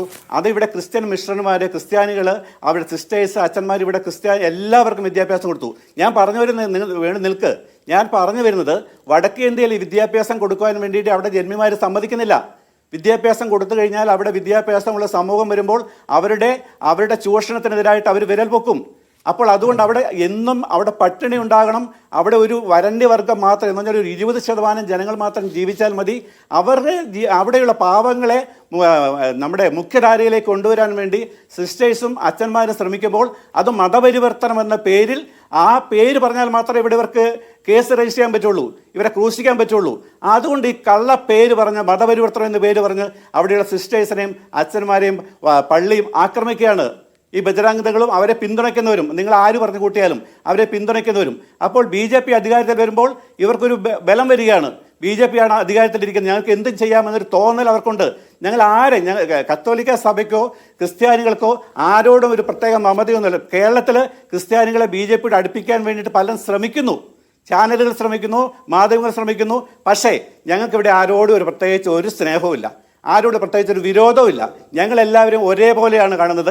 ഇവിടെ നടക്കുന്ന അഴിമതിക്കെതിരായിട്ട്, അത് ഏത് മതത്തിൻ്റെ ആർക്കെതിരായിട്ട് പ്രതികരിച്ചാലും, ആരെ വേദനിപ്പിച്ചാലും, അത് മുസ്ലിങ്ങളെ വേദനിപ്പിച്ചാൽ, ഹൈന്ദവരെ വേദനിപ്പിച്ചാൽ, ക്രിസ്ത്യാനികളെ വേദനിപ്പിച്ചാൽ, അതിനെതിരായി പ്രതികരിക്കാനുള്ള ത്രാണി ഇന്ത്യയിലെ ക്രൈസ്തവർക്കുണ്ട്, കേരളത്തിലെ ക്രൈസ്തവർക്കുണ്ട്.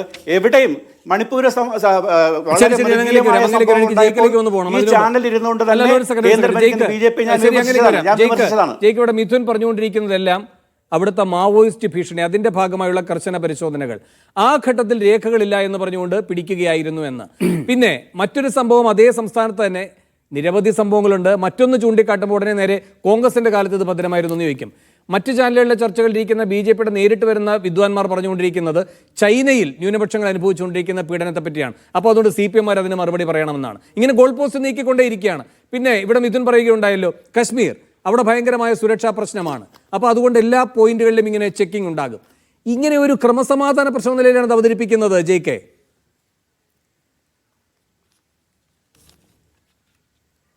അതെ, അതായത് അല്പമെങ്കിലും യുക്തിസഹമായി ചിന്തിക്കുന്ന ആളുകളിലൊക്കെ അസാധാരണമായ കൗതുകം നിറയ്ക്കുന്ന വാദങ്ങളാണ് ബഹുമാന്യനായ BJP ആഭിമുഖ്യം പുലർത്തുന്ന നമ്മുടെ സഹപാനലിസ്റ്റ് പറഞ്ഞുകൊണ്ടിരിക്കുന്നത്. ഞാൻ അതിൻ്റെ വിശദാംശങ്ങളിലേക്കല്ല പോകുന്നത്. അദ്ദേഹം പറയുന്നു, നിങ്ങൾ നോക്കൂ, കാശ്മീരിൽ 100 മീറ്റർ ഇടവിട്ട് പരിശോധനയുണ്ട്. അങ്ങനെയുണ്ടോ? അങ്ങനെ ഉണ്ടായിട്ടാണോ അക്കരെ നിന്ന് ശത്രു രാഷ്ട്രമെന്ന് പൊതുവിൽ നിങ്ങളൊക്കെ പറയാറുള്ള പാകിസ്ഥാനിൽ നിന്ന് 26-ലധികം വരുന്ന മനുഷ്യന്മാരെ തീവ്രവാദികൾ കടന്നു കയറി വന്ന് വെടിവെച്ച് കൊന്നുകളഞ്ഞിട്ട് ഒരാളെ പോലും പിടികൂടാൻ കഴിയാതെ കടന്നുപോയത് എങ്ങനെയാണ്? 100 മീറ്റർ ഇടവിട്ട് ചെക്കിംഗ് ഉണ്ടായിരുന്ന കാശ്മീരിനെ സംബന്ധിച്ച് അന്തസ്സും വിവരവുമുള്ളൊരു BJP നേതാവ് പോലും, പ്രത്യേകിച്ച് ഇന്ന് ഓപ്പറേഷൻ സിന്ദൂറിനെ കുറിച്ച് പാർലമെന്റിൽ ചർച്ച നടന്ന അവസരത്തിൽ ഒരാളും അതിന്റെ സെക്യൂരിറ്റിയെ സംബന്ധിച്ച് പറഞ്ഞിട്ടില്ല, അതിനെ മേനി നടിച്ചിട്ടില്ല.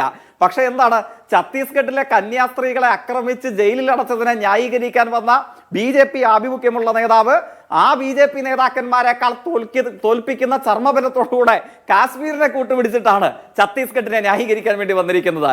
ഇനിയിപ്പോ ഛത്തീസ്ഗഡിൽ മാവോയിസ്റ്റ് ഭീഷണിയാണ് അദ്ദേഹം കണ്ടെത്തുന്ന പുതിയ വാദം. ഇരിക്കട്ടെ, ഞാൻ ചോദിക്കട്ടെ, സ്റ്റാൻ സ്വാമിയെ ജയിലിലിട്ട് കൊന്നുകളഞ്ഞപ്പോൾ ഏത് മാവോയിസ്റ്റ് ഭീഷണിയായിരുന്നു നിങ്ങൾ കാരണമായി പറഞ്ഞത്? ഏത് സെക്യൂരിറ്റി ബ്രീച്ച് ആയിരുന്നു നിങ്ങൾക്ക് അനവസരത്തിൽ അല്ലെങ്കിൽ അലോസരം സൃഷ്ടിച്ചിട്ടുണ്ടായിരുന്നത്? 80 വയസ്സ് പിന്നിട്ട ജെസ്യൂട്ട് സമുദായ അംഗമായ കത്തോലിക്ക പുരോഹിതൻ, വിറയാർന്ന കൈകളാൽ പാർക്കിൻസൺസ് രോഗബാധിതനായ മനുഷ്യൻ, അദ്ദേഹത്തിന് ഒരു ഗ്ലാസ് വെള്ളം ചുണ്ടോടടിപ്പിച്ച് കുടിക്കാൻ കഴിയാതെ വന്നപ്പോൾ സുപ്രീം കോടതിയിൽ അഭിഭാഷകൻ മുഖാന്തരം ഒരു സ്ട്രോ അനുവദിച്ചു നൽകുവാൻ അദ്ദേഹം ആവശ്യപ്പെട്ടു. എന്തായിരുന്നു BJP ആഭിമുഖ്യമുള്ള പ്രതിനിധി അന്ന് ഇന്ത്യൻ തീവ്രവാദികളായ ഇന്ത്യൻ RSS 80 വയസ്സ് പിന്നിട്ട കത്തോലിക്ക സമുദായ അംഗമായ ഒരു പുരോഹിതനോട് പറഞ്ഞ മറുപടി, വിറയാർന്ന കൈകളാൽ പാർക്കിൻസൺസ് രോഗബാധിതനായ സ്റ്റാൻ സ്വാമി വെള്ളം കുടിക്കാതെ ജയിലിൽ കിടന്ന് ചത്ത് മലച്ചാലും ശരി അയാൾക്ക് വെള്ളം കുടിക്കാൻ സ്ട്രോ കൊടുക്കില്ല എന്ന് പറഞ്ഞതാണ്. ജയിലിൽ മാവോയിസ്റ്റ് ഉണ്ടായിരുന്നോ? അതോ സെക്യൂരിറ്റി ബ്രീച്ച് ഉണ്ടായിരുന്നോ? ഇതൊക്കെ ആലോചിച്ചിട്ട് വേണമെന്ന് പറയാൻ.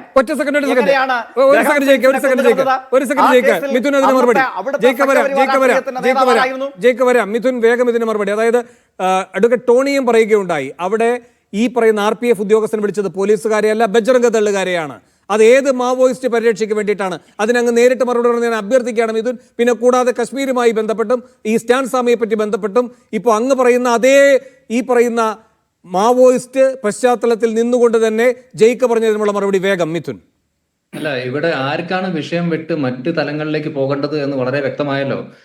ഇവിടെ ജമ്മുവിന്റെ കാര്യം ഞാൻ കോട്ട് ചെയ്തത് എന്തുകൊണ്ടാണ്? ഈ വിഷയത്തിന്റെ ഈ ഒരു റിയാലിറ്റി എന്താണ്, ഈ ഇഷ്യൂ എന്താണ്, ഓരോ റീജിയണൽ ഡൈനാമിക്സ് എന്താണെന്ന് പറഞ്ഞ് മനസ്സിലാക്കാൻ വേണ്ടിയിട്ടാണ് ഞാൻ ഈ കാര്യം പറഞ്ഞത്. ഞാൻ ജമ്മുവിൽ ജീവിച്ചതും പഠിച്ചതുമാണ്. ഞാൻ ജമ്മുവിലാണ് എന്റെ ജീവിതത്തിന്റെ നല്ലൊരു ഭാഗം ചെലവഴിച്ചത്. അപ്പൊ ഏതെങ്കിലും BJP-യുടെ നേതാവ് പറയേണ്ട ആവശ്യമില്ല. എനിക്ക് പേഴ്സണലി അനുഭവമുള്ള ഒരു കാര്യമാണ്. നമുക്ക് ഒരു ഒരു ഫിക്സ്ഡ് ആയിട്ടുള്ള ഒരു ഡിസ്റ്റൻസിൽ പലപ്പോഴും അവിടെ ചെക്കിംഗ് നടക്കാറുണ്ട്. അത് ആ ഒരു പ്രദേശത്തിന്റെ സ്വഭാവം അങ്ങനെയാണ്. അപ്പൊ അവിടെ ഈ പറഞ്ഞ പോലെ ടെററിസ്റ്റ് ഇഷ്യൂസ് ഉണ്ടാവുന്ന ഒരു പ്രദേശമാണ്. അതേപോലെ തന്നെയാണ് ഛത്തീസ്ഗഡിൽ CRPF-ന്റെ എത്ര ജവാന്മാർ കൊല്ലപ്പെട്ടു ഈ മാവോയിസ്റ്റ് അറ്റാക്ക് കാരണം. അവർക്ക് വേണ്ടി ജയ്ക്ക് പറയില്ലേ? ഇപ്പൊ ജയ്ക്കിന്റെ ഈ ഒരു അലൈൻമെന്റ് എന്ന് പറയുന്നത് ഒരു മതവിഭാഗത്തോട് മാത്രമാണോ, അതോ ഈ പറയുന്ന പോലെ ഒരു റീജിയന്റെ എല്ലാ ഇഷ്യൂസും ചർച്ച ചെയ്യാൻ താല്പര്യം ഉണ്ടെങ്കിൽ നമുക്ക് പറഞ്ഞുകൊണ്ട് പോകാം. ഞാൻ ഇവിടെ ഈ വിഷയത്തെ കുറിച്ച് തന്നെ പറയാൻ ആഗ്രഹിക്കുന്നു. കുറച്ചു മുമ്പ് പറഞ്ഞത് RPF ഉദ്യോഗസ്ഥൻ ബജ്രംഗ് ദളിനെ വിളിച്ചു. ചിലർ പറയുന്നു TTR നേരിട്ട് ബജ്രംഗ് ദളിനെ വിളിച്ചു. അപ്പൊ ഇവിടെ ബജ്രംഗ് ദളിനെ വിളിച്ചത് ആരാണ്? അത് അന്വേഷണത്തിൽ കണ്ടെത്തട്ടെ. കാരണം ഞാൻ മനസ്സിലാക്കുന്ന പ്രകാരം അവിടെ TTR രണ്ടായാലും റെയിൽവേ ഉദ്യോഗസ്ഥരാണല്ലോ, നമുക്ക് അങ്ങനെ നിൽക്കാം. അപ്പൊ RPF-നെ അറിയിക്കുന്നു. ഒരു സെക്കൻഡ്, രണ്ടായാലും റെയിൽവേ ഉദ്യോഗസ്ഥരാണല്ലോ. ഇനി അടുത്തത് അവർ വിളിക്കുന്നത് ഒരേ കക്ഷിയാണല്ലോ. അല്ല, അങ്ങനെ അല്ലല്ല, വിളിക്കുന്നത് ഒരേ കക്ഷിയാണല്ലോ.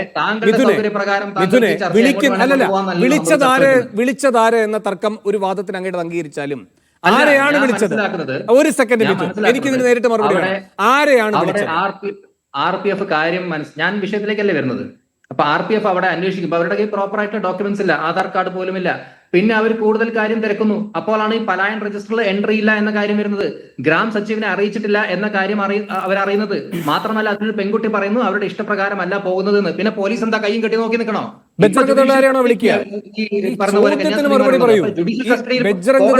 വിളിക്കുക? അല്ല, ജുഡീഷ്യൽ കസ്റ്റഡിയിലല്ലേ ഇപ്പൊ അവരുള്ളത്. ബജ്രംഗ് ദള്ളുകാരെ വിളിച്ച ആ ഭാഗം ബാക്കിയെല്ലാം അങ്ങ് കണ്ടു, ബാക്കിയെല്ലാം മിഥുൻ കണ്ടു. ബജ്രംഗ് ദള്ളുകാർ വന്ന് ബജ്രംഗ് ദള്ളുകാർ വന്ന് ഇവരെ അധിക്ഷേപിക്കുന്ന ദൃശ്യങ്ങൾ മിഥുൻ കണ്ടോ ഇല്ലയോ? അല്ല, ഇത് എന്തുകൊണ്ടാണ് മജിസ്ട്രേറ്റിനെ ബോധ്യപ്പെടുത്തിക്കൊണ്ട് മിഥുൻ കണ്ടോ ഇല്ലയോ? മിഥുൻ കണ്ടോ ഇല്ലയോ? എന്റെ ചോദ്യം, മിഥുൻ കണ്ടോ ഇല്ലയോ? മിഥുൻ അല്ല, ഒരു സെക്കൻഡ് മിഥുൻ, ഈ പറയുന്ന രണ്ട് കന്യാസ്ത്രീകളെയും ആക്ഷേപിച്ച് സംസാരിക്കുന്ന ദൃശ്യങ്ങൾ മിഥുൻ കണ്ടോ ഇല്ലയോ? അത് മാവോയിസ്റ്റുകളാണോ? അല്ല, ഒരു സെക്കൻഡ്, അത് മാവോയിസ്റ്റുകളാണോ? അല്ല, മാവോയിസ്റ്റുകളാണോ? പോലീസാണോ? നാട്ടുകാരാണോ? അല്ലല്ലോ, ബജ്രംഗ് ദൾ പ്രവർത്തകരല്ലേ. ആ ഭാഗം എന്താ മിഥുൻ പറയാത്തത്? അല്ല, ഞാൻ തീർച്ചയായിട്ടും ഇവിടെ വിജിലാൻറ്റി ആക്ടിവിസം സപ്പോർട്ട് ചെയ്യണമെന്നാണ് താങ്കളുടെ വിചാരം. വിജിലാൻറ്റി ആക്ടിവിസം ഒന്നും ഇവിടെ ആരും സപ്പോർട്ട് ചെയ്യുന്നില്ല. അവിടെ നടന്ന ഒരു ലോ ആൻഡ് ഓർഡർ ഇഷ്യൂ ആണ്. അതിപ്പോ ബജ്രംഗ് ദൾ ആണെങ്കിൽ ബജ്രംഗ് ദൾ അങ്ങനെ ചെയ്യാൻ പാടില്ല. വിജിലാൻറ്റി ആക്ടിവിസം നമ്മൾ ആരും സപ്പോർട്ട് ചെയ്യുന്നില്ല. ഇവിടെ പോലീസ് ഇടപെട്ട വിഷയമാണ്. പോലീസ് കേസ് ചെയ്യാൻ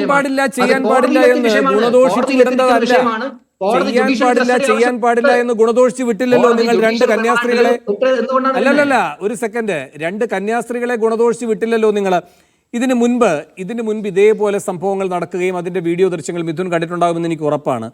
അതിൽ ഇതേപോലെ തന്നെയാണ് ഈ പാതിരിമാരെയും അവരുടെ കൂടെ വന്നവരുടെയൊക്കെ ചെകിട്ടത്തടിക്കുകയാണ്. ചെകിട്ടത്തടിച്ച അല്ല, ഒരു സെക്കൻഡ്, അല്ല, സപ്പോർട്ട് ചെയ്യുന്നില്ല എന്ന് പറഞ്ഞിട്ട് കാര്യമില്ല. കേൾക്കൂ, ആരാണ് സപ്പോർട്ട് ചെയ്യുന്നതെന്ന് ഞാൻ പറയാം. ആരാണ് സപ്പോർട്ട് ചെയ്യുന്നതെന്ന് ഞാൻ പറയാം. തീവ്ര ഹിന്ദു നേതാവായിട്ടുള്ള ജ്യോതി ശർമ്മയാണ് ഇവരുടെയൊക്കെ മുഖത്ത് വെച്ച് കൈ കൊണ്ട് അടിച്ച് ഇവരെയൊക്കെ മർദ്ദിക്കുന്ന ദൃശ്യങ്ങൾ അങ്ങും കണ്ടു കാണും. ഈ ജ്യോതി ശർമ്മ എവിടെയാണ്? ജ്യോതി ശർമ്മയെ കാണാനില്ല എന്നാണ് പോലീസ് പറഞ്ഞിരിക്കുന്നത്. ജ്യോതി ശർമ്മ ഇപ്പോഴും കാണാനില്ല. മാവോയിസ്റ്റുകളെ പിടിക്കുന്ന ഇത്രാമത്തെ വർഷം മാവോയിസ്റ്റുകളെ മുഴുവൻ ഉന്മൂലനം ചെയ്യുമെന്ന് പറയുന്ന ഇതേ BJP-യുടെ സർക്കാർ ഭരിക്കുന്ന ഛത്തീസ്ഗഡിൽ ഈ പറയുന്ന ജ്യോതി ശർമ്മയെ കുറെ കാലമായി കാണാനില്ല. അപ്പോൾ ആരെയാണ് സംരക്ഷിക്കുന്നത് മിഥുൻ? അല്ല, ഞാനൊരു കാര്യം പറയട്ടെ. ഇവിടെ നമ്മൾ ഒരിക്കലും ഈ ഒരു കൺവേർഷനെയും സപ്പോർട്ട് ചെയ്യുന്നില്ല, ഇതുപോലെ വിജിലാൻറ്റി ആക്ടിവിസം സപ്പോർട്ട് ചെയ്യുന്നില്ല. അപ്പൊ നിങ്ങൾ മനസ്സിലാക്കേണ്ടത് നമുക്കിതിലൊരു ബൈനറി ആയിട്ട് മാത്രമേ ചിന്തിക്കാൻ പറ്റൂ എന്നല്ല. ഈ രണ്ട് കാര്യങ്ങളെ ആരും സപ്പോർട്ട് ചെയ്യുന്നില്ല. അപ്പൊ അവിടെ അങ്ങനെ നടന്നിട്ടുണ്ടെങ്കിൽ അതൊരു നിയമത്തിന്റെ വഴിയിലൂടെ തന്നെ അന്വേഷണം നടന്നിട്ട് അത് പുറത്തേക്ക് വരണം എന്നാണ് ഞാൻ ആവശ്യപ്പെടുന്നത്. പിന്നെ താങ്കൾ പറഞ്ഞ കാര്യത്തിന് ഏറ്റവും വലിയൊരു കോട്ടായിട്ട് എനിക്ക് എടുക്കാൻ പറ്റുക വാഷിംഗ്ടൺ പോസ്റ്റ് വന്നൊരു വാർത്തയാണ്. അതിൽ പറയുന്നത് increased activity by Christian evangelicals has created an opportunity for Hindu nationalist to rally their political supporters. അതായത് ഒരു ഭാഗത്ത് നടക്കുന്ന ഈ ഒരു തീവ്രമായിട്ടുള്ള കൺവേർഷൻ അത് പലപ്പോഴും ഈ എക്സ്ട്രീം റൈറ്റ് വിങ്ങിൽ നിൽക്കുന്ന ആളുകൾക്ക് അവരുടെ ഈ പറഞ്ഞ പോലെ എക്സ്ട്രീം ഹിന്ദു ഐഡിയോളജി പുഷ് ചെയ്യാനുള്ള അജണ്ട കൂടെയാണ്.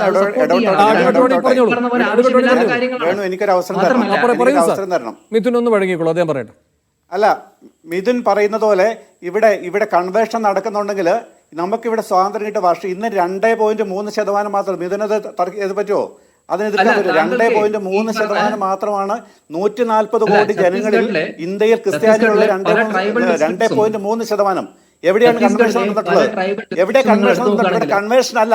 ഇവിടെ വിഷയം പാവപ്പെട്ട കുട്ടികൾ അവിടെ വിദ്യാഭ്യാസം ഉണ്ടോ, ഈ പുരോഗതി ഉണ്ടായാൽ അവിടെയുള്ള വരേണ്യവർഗത്തിന്റെ ചൂഷണം നടക്കുകയല്ലാത്തത് കൊണ്ട് അവിടെ വിദ്യാഭ്യാസം ഉണ്ടാകാൻ പാടില്ല, വടക്കേ ഇന്ത്യയിൽ വികസനം ഉണ്ടാകാൻ പാടില്ല, അവിടെ എന്നും അടിമത്തം തന്നെ ആയിരിക്കണം, അവിടെ ജന്മിത്തം തന്നെ ആയിരിക്കണം, പാവങ്ങളെന്നും പാവങ്ങളായിട്ട് നടക്കണം. മിഥുൻ ഈ വാഷിംഗ്ടൺ പോസ്റ്റ് ഉദ്ധരിക്കുന്നുണ്ടിരിക്കുകയാണ് ഇവിടെ ടോണി പറയുന്നത് 2.3% അതിനുള്ള മറുപടി. നിങ്ങൾ ഈ പറയുന്ന അത്രയും വലിയ മതപരിവർത്തനമാണ് എങ്കിൽ അങ്ങനെയാണോ സംഭവിക്കുക എന്ന് മാത്രമല്ല 47 ഒരു സെക്കൻഡ് മിഥുൻ ഒറ്റ കാര്യം കൂടി 47 ഇവർക്ക് ആ സമയത്ത് എത്രയായിരുന്നു ഇവരുടെ ജനസംഖ്യ? അതിനേക്കാൾ കുറയുകയാണ് ചെയ്യുന്നത്. താങ്കൾ അസ്വസ്ഥപ്പെട്ടിട്ടൊന്നും കാര്യമില്ല, ഞാൻ പറഞ്ഞുകൊണ്ടിരിക്കും കേട്ടോ. താങ്കളുടെ ഈ ഭാവഹാവാദ്യം ഒരു കാര്യമില്ല, പറയുക ചെയ്യും. കേൾക്കാനുള്ള ഒരു മര്യാദയും കൂടെ കാണിച്ചാൽ മതി. കേൾക്കുന്നുണ്ട്. താങ്കൾ കേൾക്കാനുള്ള മര്യാദ കൂടെ കാണിച്ചാൽ മതി. ഇവിടെ ഞാൻ പറഞ്ഞത് വാഷിംഗ്ടൺ പോസ്റ്റിനെ കോട്ട് കൊണ്ടാണ്, ഞാൻ പറഞ്ഞതല്ല. അപ്പം കൺവേർഷൻസ് നടക്കുന്നുണ്ട് എന്നത് ഒരു വലിയൊരു യാഥാർത്ഥ്യമാണ് എന്നത് വലിയ മാധ്യമങ്ങൾ പറയാം. തെളിയിക്കണം. വെറുതെ പറഞ്ഞാൽ പോലെ, കൺവെൻഷൻ പറഞ്ഞാൽ പോലെ തെളിയിക്കണം. ഇവിടെ ക്രിസ്ത്യാനികൾ എത്ര ഇന്ത്യയിലുള്ളത്? ക്രിസ്ത്യാനികൾ എത്ര ഇന്ത്യയിലുള്ളത്? 2.3% ഇവിടെ കൺവെൻഷൻ നടക്കുന്നത്. ഇവിടെ 140 കോടി ജനങ്ങൾ, 140 കോടി ജനങ്ങൾ വെറും 2.3% ജനങ്ങളാണ് കൺവെൻഷൻ ഇവിടെ ഉണ്ടായത്. ഛത്തീസ്ഗഡിലെ വിഷയം ഛത്തീസ്ഗഡിലേക്ക് വന്നോ മിഥുൻ? അല്ല, 2.3 വിട്ടു. വാഷിംഗ്ടൺ പോസ്റ്റ് അതാ വിഷയം. കൺവെൻഷൻ പറഞ്ഞുകൊണ്ടാണ് ഇത് പറഞ്ഞത്.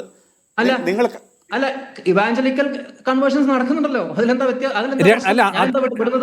അപ്പോഴാണ് അഡ്വക്കേറ്റ് ടോണി ചോദിക്കുന്നത് 2.3% ക്രിസ്ത്യാനികളാണ്. ഇവാഞ്ചലിക്കലും ക്രിസ്ത്യാനികളാണ്. നോക്കൂ, ഛത്തീസ്ഗഡ് എന്ന് പറയുന്ന അല്ലെങ്കിൽ ട്രൈബൽ സോൺസിനെ മാത്രം ഫോക്കസ് ചെയ്തുകൊണ്ട് ക്രിസ്ത്യൻസ് അവിടെ കൺവേർഷൻ നടത്തി കഴിഞ്ഞാൽ അത് രാജ്യത്തെ അവരുടെ പോപ്പുലേഷനെ പൂർണ്ണമായി അങ്ങ് പൊന്തിക്കുമെന്ന ധാരണ വളരെ തെറ്റാണ്. അപ്പൊ താങ്കൾക്ക് ഈ കൺവേർഷന്റെ പ്രൊപ്പോർഷനേറ്റ് ആയിരിക്കും ഈ രാജ്യത്തെ പോപ്പുലേഷൻ എന്ന ഒരു വളരെ വിഡ്ഢിത്തമായിട്ടാണ് താങ്കൾ ഇതിനെ കാണുന്നത്. ഞാൻ ഛത്തീസ്ഗഡിന്റെ വിഷയം സംസാരിക്കുന്നത് എന്തുകൊണ്ടാണ് വെച്ചാൽ ഛത്തീസ്ഗഡിലെ പല ഡിസ്ട്രിക്ട്സിലും അവരുടെ ക്രിസ്ത്യൻ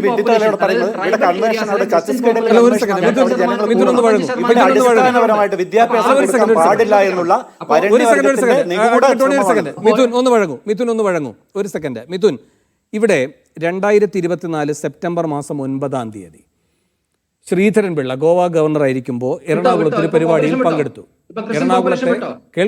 എറണാകുളത്തെ ഒരു പരിപാടിയിൽ പങ്കെടുത്തുകൊണ്ട് അദ്ദേഹം പറയുകയാണ്, അങ്ങ് കൺവെർഷന്റെ കാര്യം പറഞ്ഞുകൊണ്ട് ഞാൻ അതിലേക്ക് വരികയാണ്. ഞാൻ വിഷയം വിട്ടുപോകില്ല. അങ്ങാണ് ദേശാടനം നടത്തിക്കൊണ്ടിരിക്കുന്നത്. കേൾക്കൂ.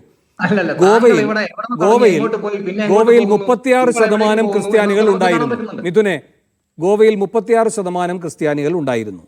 അത് 25% കുറഞ്ഞു എന്ന് അദ്ദേഹം പറയുകയാണ്.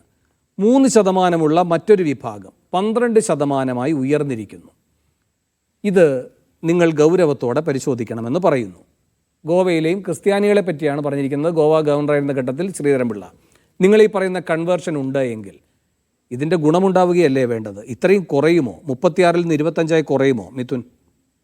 അതെന്താ അറിയോ വേണുവിന്റെ പ്രശ്നം എന്താ വെച്ചാൽ, വേണു ഒരു ലാർജർ സ്റ്റാറ്റിസ്റ്റിക്സ് എടുത്തുകൊണ്ട്, അതായത് ഛത്തീസ്ഗഡ് എന്നൊരു പ്രദേശത്തെ വിഷയമാണ് നമ്മൾ ചർച്ച ചെയ്യുന്നത്. അപ്പൊ അതിൽ നിന്ന് തെന്നി മാറി അവിടെ കൺവേർഷൻ നടക്കുന്നുണ്ടെങ്കിൽ ഈ രാജ്യത്തെ ക്രിസ്ത്യൻ പോപ്പുലേഷൻ കൂടണമെന്നാണ് താങ്കളുടെ വാദം. അത് നടക്കില്ലല്ലോ. അത് താങ്കൾക്ക് സ്റ്റാറ്റിസ്റ്റിക്സ് അറിയാവുന്ന ഏതൊരാൾക്കും മനസ്സിലാവുന്ന ഒരു കാര്യമാണ്. പക്ഷെ ഛത്തീസ്ഗഡിനെ കേന്ദ്രീകരിച്ചുകൊണ്ട് താങ്കൾ അവിടുത്തെ ഛത്തീസ്ഗഡിലെ ക്രിസ്ത്യൻ പോപ്പുലേഷനിൽ ഓരോ ഡിസ്ട്രിക്റ്റും ട്രൈബൽ ഡിസ്ട്രിക്ട്സിനെ ഫോക്കസ് ചെയ്തുകൊണ്ട് താങ്കൾ നോക്കുകയാണെങ്കിൽ അതിൽ 35 മുതൽ 50% വരെ വർധനവ് ഉണ്ടായിട്ടുണ്ട്. അതിന് പല റിപ്പോർട്ട്സും വേണുവിന് ഈ പറഞ്ഞ പോലെ പല റിപ്പോർട്ട്സും മാധ്യമ റിപ്പോർട്ട്സ് അവൈലബിൾ ആണ്. പ്ലെന്റി ഓഫ് റിപ്പോർട്ട്സ്, അതിലേത് വേണമെങ്കിലും എടുത്ത് വായിച്ചോളൂ. അപ്പൊ ഛത്തീസ്ഗഡ് കേന്ദ്രീകരിച്ച് കൺവേർഷൻ നടക്കുന്നുണ്ട്, ജാർഖണ്ഡ് കേന്ദ്രീകരിച്ച് കൺവേർഷൻ നടക്കുന്നുണ്ട്. അതുകൊണ്ട് ഇന്ത്യയുടെ പൂർണ്ണമായിട്ടുള്ള പോപ്പുലേഷൻ എന്തുകൊണ്ട് മുന്നോട്ട് പോകുന്നില്ല, അല്ലെങ്കിൽ ഗോവയിൽ എന്തുകൊണ്ട് പോപ്പുലേഷൻ കൂടുന്നില്ല എന്ന് ചോദിച്ചാൽ എനിക്കറിയില്ല. അത് താങ്കളുടെ സ്റ്റാറ്റിസ്റ്റിക്കൽ അനാലിസിസ് താങ്കൾ നടത്തിക്കോളൂ. ഞാൻ ഛത്തീസ്ഗഡിന്റെ വിഷയത്തിൽ ഒരാൾ ഒരു കാര്യം അറിയില്ല എന്ന് പറഞ്ഞാൽ പിന്നെ അതിൽ വാശി പിടിക്കാൻ ആരും ഈ ചർച്ചയില്ല. അല്ല, അങ്ങേക്ക് അറിയാത്തൊരു കാര്യം എന്നങ്ങ് പറയുന്ന സ്ഥിതിക്ക് അങ്ങേക്ക് അറിയാത്തൊരു കാര്യത്തിൽ പിന്നെ അങ്ങയോട് തർക്കിച്ചിട്ട് കാര്യമില്ല. ഞാൻ ഇടവേളയ്ക്കൊന്നും ഇടവേളയ്ക്ക് ശേഷം ജയിക്കില്ലേ?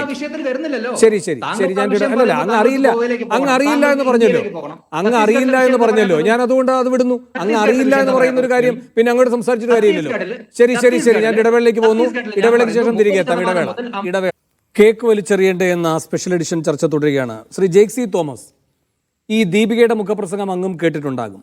അപ്പോൾ പ്രതിപക്ഷത്തിൻ്റെ ഈ വഴിപാട് പ്രതിഷേധം എന്ന പ്രയോഗം കേരളത്തിൽ ഇതൊന്നും സംഭവിക്കില്ല, പക്ഷെ കേരളത്തിന് പുറത്ത് ഇതെല്ലാം സംഭവിക്കുന്നു എന്ന് പറഞ്ഞുകൊണ്ട് കേരളവുമായി ബന്ധപ്പെട്ട ഒന്നും ഉത്തരവാദിത്വത്തോടെ പറയാതിരിക്കൽ, പിന്നെ BJP കേരള ഘടകത്തെ സ്നേഹപൂർവ്വം ഓർപ്പിക്കുന്നു നിങ്ങളുടെ വാക്കും പ്രവൃത്തിയും തമ്മിൽ പൊരുത്തമില്ല എന്ന്, ഇങ്ങനെ ഈ ദീപികയിലൂടെ പറയുമ്പോൾ പോലും ഇത്രയും മറ പിടിച്ച് ഇത്രയും വ്യക്തമായൊരു നിലപാടെടുക്കാതെ ഈ തിരുമേനിമാർ ഇങ്ങനെ സംസാരിക്കുന്നത് എന്തുകൊണ്ടാണ്? ഇപ്പോൾ ഇതിന്ന് ഏറ്റവും ശക്തമായി പ്രതികരിച്ചത് വി ശിവൻകുട്ടിയാണ്.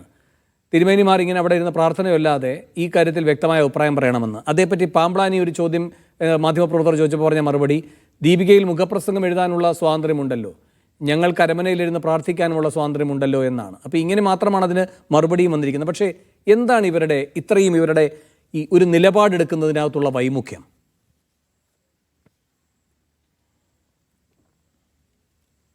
അതെ, അത് വളരെ പ്രസക്തമായ ചോദ്യമാണ്. ഞാൻ യഥാർത്ഥത്തിൽ BJP ആഭിമുഖ്യമുള്ള നമ്മുടെ സഹപാനലിസ്റ്റിന് മറുപടി പറഞ്ഞിട്ട് നേരെ ഈ വിഷയത്തിലേക്ക് കടക്കാമെന്ന് തന്നെയാണ് കരുതിയിരുന്നത്. നമ്മുടെ മറ്റൊരു സഹപാനലിസ്റ്റ് സമാനമായ ഇതിനോടുള്ള മറുപടികൾ അങ്ങയുടെ ശ്രദ്ധയിലുണ്ടാവുമല്ലോ, അദ്ദേഹം പറഞ്ഞ മറുപടികൾ. ഞങ്ങളെന്ന് വെച്ചാൽ അവർ പൊതുവിൽ ക്രിസ്തു മതവിശ്വാസികൾ എന്ന് അവകാശപ്പെടുന്ന അവർ പൊതുവിൽ സമാധാന ചിത്തരാണ്, ഞങ്ങൾ ഇത്തരം പ്രതികരണങ്ങളതൊന്നും ഞങ്ങൾ ആശ്വാസം കണ്ടെത്തുന്നവരല്ല, ഞങ്ങൾ ഒരു കർണം തടിച്ചാൽ മറുകർണം കാണിക്കുന്നവരാണ് എന്നിത്യാദിയുള്ള പല കാര്യങ്ങളും പലയിടങ്ങളും നമ്മൾ കേൾക്കാറുള്ള പല കാര്യങ്ങളും അദ്ദേഹം വിശദീകരിക്കുന്നുണ്ട്. പക്ഷെ ഞാൻ മനസ്സിലാക്കുന്നു ഇതൊരു വിശാലമായ പ്രോജക്റ്റാണെന്നും ഇതിൻ്റെ അടിത്തറയും മേൽക്കൂരയും എന്ന് പറയുന്നത് രാഷ്ട്രീയമാണ്, രാഷ്ട്രീയം മാത്രമാണ് എന്ന് തിരിച്ചറിയാത്തിടത്തോളം കാലം ഇതിനെ ഫലപ്രദമായി അത് ചുരാചന്ദ്പൂരിലോ ഛത്തീസ്ഗഡിലോ മണിപ്പൂരിലോ ഒറീസയിലോ കാന്തമാനിലോ ക്രിസ്തുമത വിശ്വാസികൾക്കെതിരെയും മധുരയിലും ഫത്തേപൂർ സിക്രിയിലും ഡൽഹിയിലും നോർത്ത് ഡൽഹിയിലും UP-യിലും ഒക്കെ മുസ്ലിം മതവിശ്വാസികൾക്കെതിരെയും ഗൗരി ലങ്കേഷ് മുതൽ നരേന്ദ്ര ദാബോൽക്കർ വരെയുള്ള ഹിന്ദുമത വിശ്വാസികളെ അനഭിമിതരായ മുഴുവൻ RSSന് അനഭിമിതരെന്ന് തോന്നുന്ന മുഴുവൻ മതനിരപേക്ഷവാദികളെയും വെടിവെച്ച് കൊന്നുകളയുന്ന അല്ലെങ്കിൽ ആക്രമിച്ചില്ലാതാക്കാനുള്ള ഈ ഉന്മൂലന രാഷ്ട്രീയം ഈ പ്രൊജക്ട് തുടർന്നുകൊണ്ടേയിരിക്കും. അവിടെയാണ് ബഹുമാന്യനായ മറ്റൊരു സഹപാനലിസ്റ്റോട് എനിക്ക് വിയോജിക്കേണ്ടതായി വരുന്നത്. ശരിയാണ്, ആത്യന്തികമായി നമ്മളെല്ലാവരും സമാധാനം പുലരണമെന്നും നമ്മളെല്ലാവരും സമാധാനത്തിന് വേണ്ടി വാദിക്കുന്നവരുമൊക്കെയാണ്. തർക്കവിതർക്കങ്ങൾ ഏതുമില്ല, രാഷ്ട്രീയ പതാകയുടെ നിർവ്യത്യാസങ്ങൾ ഏതുമാകട്ടെ. പക്ഷെ പ്രത്യേകത എന്താണ്? നമ്മൾ പ്രതികരിക്കാൻ മനോഭാവമുള്ളവരായി മാറണ്ടേ? അങ്ങ് സൂചിപ്പിച്ചതുപോലെ ക്രിസ്തു എല്ലായ്പ്പോഴും ഒരു കർണത്തടിച്ചപ്പോൾ മറുകർണം മാത്രം കാണിച്ചു കൊടുത്തിരുന്നയാളായിരുന്നോ? ചാട്ടവാറെടുത്ത ക്രിസ്തുവിനെ ക്രിസ്തുമത വിശ്വാസികൾ അവരുടെ വിശുദ്ധ ഗ്രന്ഥമായി കരുതുന്ന ബൈബിൾ അനാവരണം ചെയ്യുന്നില്ലേ? എങ്ങനെയാണ് ക്രിസ്തുവിന്റെ പ്രതികരണം? തൻ്റെ പിതാവിൻ്റെ ആലയത്തെ പ്രാവ് കച്ചവടക്കാരുടെ, വട്ടിപ്പലിശക്കാരുടെ, നാണയം മാറ്റലുകാരുടെ, കച്ചവടക്കാരുടെ കേന്ദ്രമായി തൻ്റെ ആലയത്തെ മാറ്റിയപ്പോൾ ഒരു കർണത്തടിച്ചാൽ മറുകർണം കാണിച്ചു കൊടുക്കുന്ന ക്രിസ്തുവിനെ അല്ല നമ്മൾ കാണുന്നത്. സമാധാന ചിത്തരായി പള്ളിയുടെ അരമനയിൽ പോയിരുന്ന് പ്രാർത്ഥിക്കുന്ന ക്രിസ്തുവിനെ അല്ല നമ്മൾ കാണുന്നത്. ക്രിസ്തുമത വിശ്വാസികൾ അവരുടെ വിശുദ്ധ ഗ്രന്ഥമായി പറയുന്ന ബൈബിൾ പറയുന്നു, അർത്ഥസംഖ്യകൾക്കിടയില്ലാത്ത വണ്ണം ചാട്ടവാർ എടുത്തുകൊണ്ടാണ്, ബഹുമാനീയനായ പാനലിസ്റ്റ് അങ്ങ് ഓർമ്മിക്കണം, ഞാൻ ആവർത്തിക്കുന്നു, ചാട്ടവാർ എടുത്തുകൊണ്ട് അടിച്ചോടിക്കുകയാണ് ക്രിസ്തു ചെയ്യുന്നത്. അങ്ങയുടെ ഓർമ്മയിലില്ലേ, നമ്മളൊക്കെ എത്രയോ തവണ വായിച്ചിട്ടുണ്ട് നമ്മുടെ മഹാകവികളുടെ കാവ്യസമാഹാരത്തിലടക്കം വേശ്യാവൃത്തിയിലൂടെ എന്ന് ആരോപിക്കപ്പെട്ട സ്ത്രീയെ പിടികൂടുന്നു അല്ലെ? പിടികൂടപ്പെട്ട സ്ത്രീയെ കല്ലെറിഞ്ഞു കൊല്ലുവാൻ ഒരാൾക്കൂട്ടം തീരുമാനിക്കുമ്പോൾ ക്രിസ്തുവിന്റെ പ്രതികരണം, ആ കൊലപാതകം നടന്നുകൊള്ളട്ടെ, ഞാൻ അരമനയിൽ പോയിരുന്ന് പ്രാർത്ഥിക്കാം, അല്ലെങ്കിൽ ഞാൻ മറുകരണം കാണിച്ചു കൊടുക്കാം, അല്ലെങ്കിൽ സ്വർഗത്തിലോ നരകത്തിലോ വെച്ച് ഈ ശത്രുക്കൾ ചോദ്യം ചെയ്യപ്പെടും. അങ്ങനെയല്ലല്ലോ. ക്രിസ്തുവിന്റെ ചാട്ടവാറുളി പോലത്തെ പ്രയോഗം എന്താണ്? നിങ്ങളിൽ പാപം ചെയ്യാത്തവർ കല്ലെറിയട്ടെ. നട്ടെല്ല് വളച്ച് ശിരസ് കുനിച്ചു നിന്നിട്ടല്ല, നട്ടെല്ല് നിവർത്തി കല്ലെറിയാൻ ആൾക്കൂട്ടം തയ്യാറായി വന്ന സമയത്ത് ഒരു പെൺകുട്ടി, ഒറ്റയ്ക്ക് നിന്ന പെൺകുട്ടിയെ മാറോട് ചേർത്ത് പിടിച്ചുകൊണ്ട് ക്രിസ്തു പറയുന്നു, നിങ്ങളിൽ പാപം ചെയ്യാത്തവർ കല്ലെറിയട്ടെ. നട്ടല്ലോടുകൂടെ പ്രതികരണങ്ങൾ ഉണ്ടാവേണ്ട ഘട്ടമാണിത്.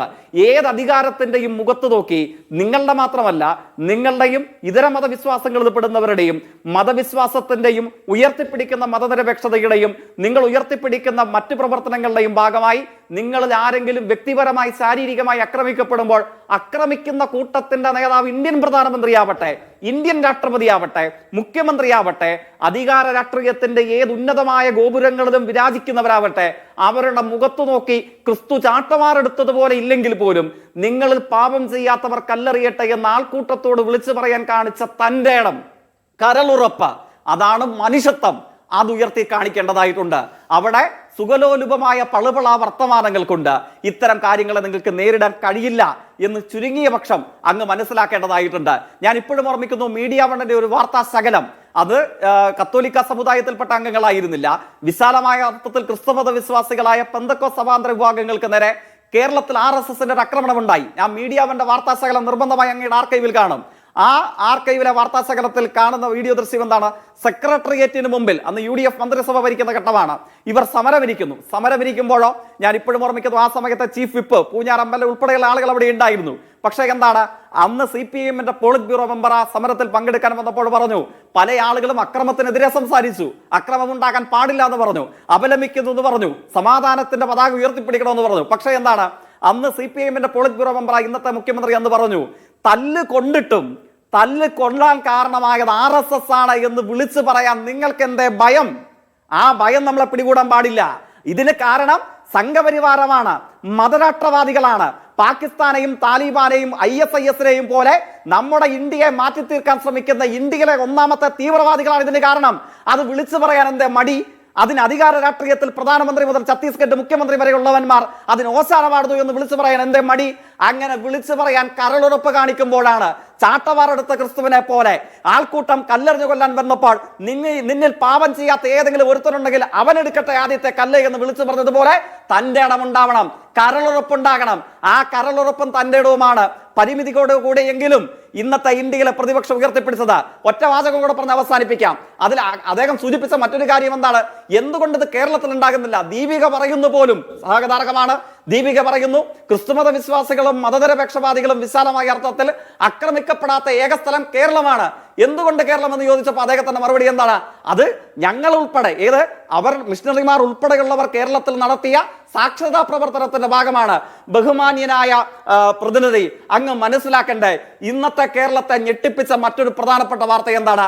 RSSന്റെ സർസംഘചാലക് ഇന്ന് ഛത്തീസ്ഗഡിലും കഴിഞ്ഞ ദിവസം മറ്റിടങ്ങളിലും ഇന്ത്യൻ മുസൽമാനെയും ക്രിസ്ത്യാനികളെയും മതനിരപേക്ഷവാദികളെയും ഗൗരി ലങ്കേശിനെയും ഒക്കെ കൊന്നുകളയാൻ നേതൃത്വമായ ഇന്ത്യൻ തീവ്രവാദ പ്രസ്ഥാനത്തിന്റെ നേതാവ് കേരളത്തിലുണ്ട്. എന്താ കേരളത്തിലെ പരിപാടി? ജ്ഞാനസഭ. ആരാണ് ജ്ഞാനസഭയിൽ പങ്കെടുക്കുന്നത്? നല്ല സാക്ഷരത നേടിയവർ മാത്രമല്ല, നമ്മുടെ ഇന്ത്യയിലെ സർവകലാശാലകളിൽ പാണ്ഡിത്യം കൊണ്ട് കീഴടക്കി സംഘപരിവാർ വിധേയത്വം കാണിച്ചിട്ടുള്ള ഒന്നാന്തരം പണ്ഡിതന്മാരാണ്. പാണ്ഡിത്യമുണ്ട് എന്നുള്ളത് കൊണ്ട് വർഗീയവാദി അല്ലാതാകുമോ? അങ്ങ് നിഷ്കളങ്കമായി ഇത്തരം കാര്യങ്ങളെ മനസ്സിലാക്കാൻ ശ്രമിക്കരുത്. സാക്ഷരതയുണ്ട് എന്നുള്ളത് കൊണ്ട് വർഗീയതയെ ചെറുക്കാൻ കഴിയുമോ? ഇല്ല എന്നുള്ളതിന്റെ ഇന്നത്തെ കേരളത്തിലെ അനുഭവമാണ്. ജ്ഞാനസഭയിൽ പങ്കെടുക്കാൻ മുട്ടിടിച്ച് ശിരസ് കുനിച്ച് നട്ടല് വളച്ച് ഇന്ന് കേരളത്തിലേക്ക് ഒഴുകിയെത്തിയ വൈസ് ചാൻസലർമാരുടെ മുഖം, അവരെ ഓർത്തിട്ടെങ്കിലും അങ്ങ് മനസ്സിലാക്കണം. പാണ്ഡിത്യം വേറെ, വർഗീയ വിരുദ്ധ രാഷ്ട്രീയം വേറെ. പാണ്ഡിത്യം വേറെ, മതനിരപേക്ഷതയും ഇന്ത്യ എന്ന ആശയത്തിന്റെ പ്രത്യേകതയും വേറെ. അതുകൊണ്ട് അതും ഇതുമല്ല പ്രത്യേകത. RSSന് ഇന്ത്യയിൽ ഏറ്റവും കൂടുതൽ കരുത്തുണ്ട് എന്ന് അവർ അവകാശപ്പെടുന്ന സ്ഥലം കേരളമാണ്. എന്നിട്ട് എന്തുകൊണ്ടാണ് ഒരു പള്ളിയുടെ ശില പൊളിക്കാൻ അതിന്റെ 1000 ആണ്ട് പറകിലുള്ള ചരിത്രത്തിന്റെ പേരിൽ ആർക്കിയോളജിക്കൽ സർവേ ഓഫ് ഇന്ത്യയെ കൊണ്ട് ഒരു കുഴി കുഴിച്ചിട്ട് ഇത് ഞങ്ങളുടെ ആലയമാണ് എന്ന പ്രഖ്യാപനം നടത്തി, കലാപം നടത്തി, നിരപരാധികളെ വേട്ടയാടി കൊന്നുകളയാൻ ശ്രമിക്കുന്ന കന്തമാലിലെ, കന്യാസ്ത്രീകളെ ബലാത്കാരം ചെയ്ത ഒറീസയിലെ, ബൈബിൾ കത്തിച്ചു കളഞ്ഞ കാന്തമാലിലെ, ക്രിസ്ത്യൻ പള്ളികളെ ചുട്ടരിച്ചു കളഞ്ഞ ചുരാചന്ദ്പൂരിലെ, മണിപ്പൂരിലെ, ഛത്തീസ്ഗഡിലെ അനുഭവം എന്തുകൊണ്ട് വാളയാർ ചുരത്തിനിക്കരെ ഉണ്ടാകുന്നില്ല? രാഷ്ട്രീയമായ നട്ടൽ ഉയർത്തിപ്പിടിച്ച് മലയാളി വർഗീയത എന്ന് പറഞ്ഞ് ചെറുത്തു തോൽപ്പിക്കാൻ കരളുറപ്പ് കാണിക്കുന്നു എന്നുള്ളതാണ്. കേരളത്തിൽ ഒരു ക്രിസ്തു മത വിശ്വാസിക്കോ, ഒരു ഇസ്ലാം മത വിശ്വാസിക്കോ, ഒരു ഹിന്ദു മത വിശ്വാസിക്കോ, ജാതി സമുദായത്തിന്റെ ഉയർച്ച താഴ്ചകൾ ഏതുമാകട്ടെ, അവർക്കെതിരെ ഒരു വർഗീയവാദി ആക്രമണം നടത്തുമ്പോൾ ഇതൊരു ക്രിസ്ത്യൻ വിഷയമല്ല, ഇതൊരു മുസ്ലിം വിഷയമല്ല, ഇതൊരു ഹിന്ദു വിഷയമല്ല, ഇത് മതനിരപേക്ഷ കേരളത്തിന്റെ പ്രശ്നമാണ് എന്ന തിരിച്ചറിവിൽ എല്ലാ മതവിശ്വാസികളും ഒരു മതവിശ്വാസത്തിൽപ്പെടാത്തവരും ഒറ്റക്കെട്ടായി വർഗീയത എന്ന് പറഞ്ഞ് ചൂണ്ടിക്കാണിക്കാനും ചെറുത്തു തോൽപ്പിക്കാനും നിൽക്കുന്നത് കൊണ്ടാണ് ഈ സംഘങ്ങൾക്ക് കേരളത്തിലേക്ക് വന്ന് ഇവിടെ ചൂണ്ടിക്കാണിച്ച പ്രവർത്തനം സംഘടിപ്പിക്കാൻ കഴിയാതെ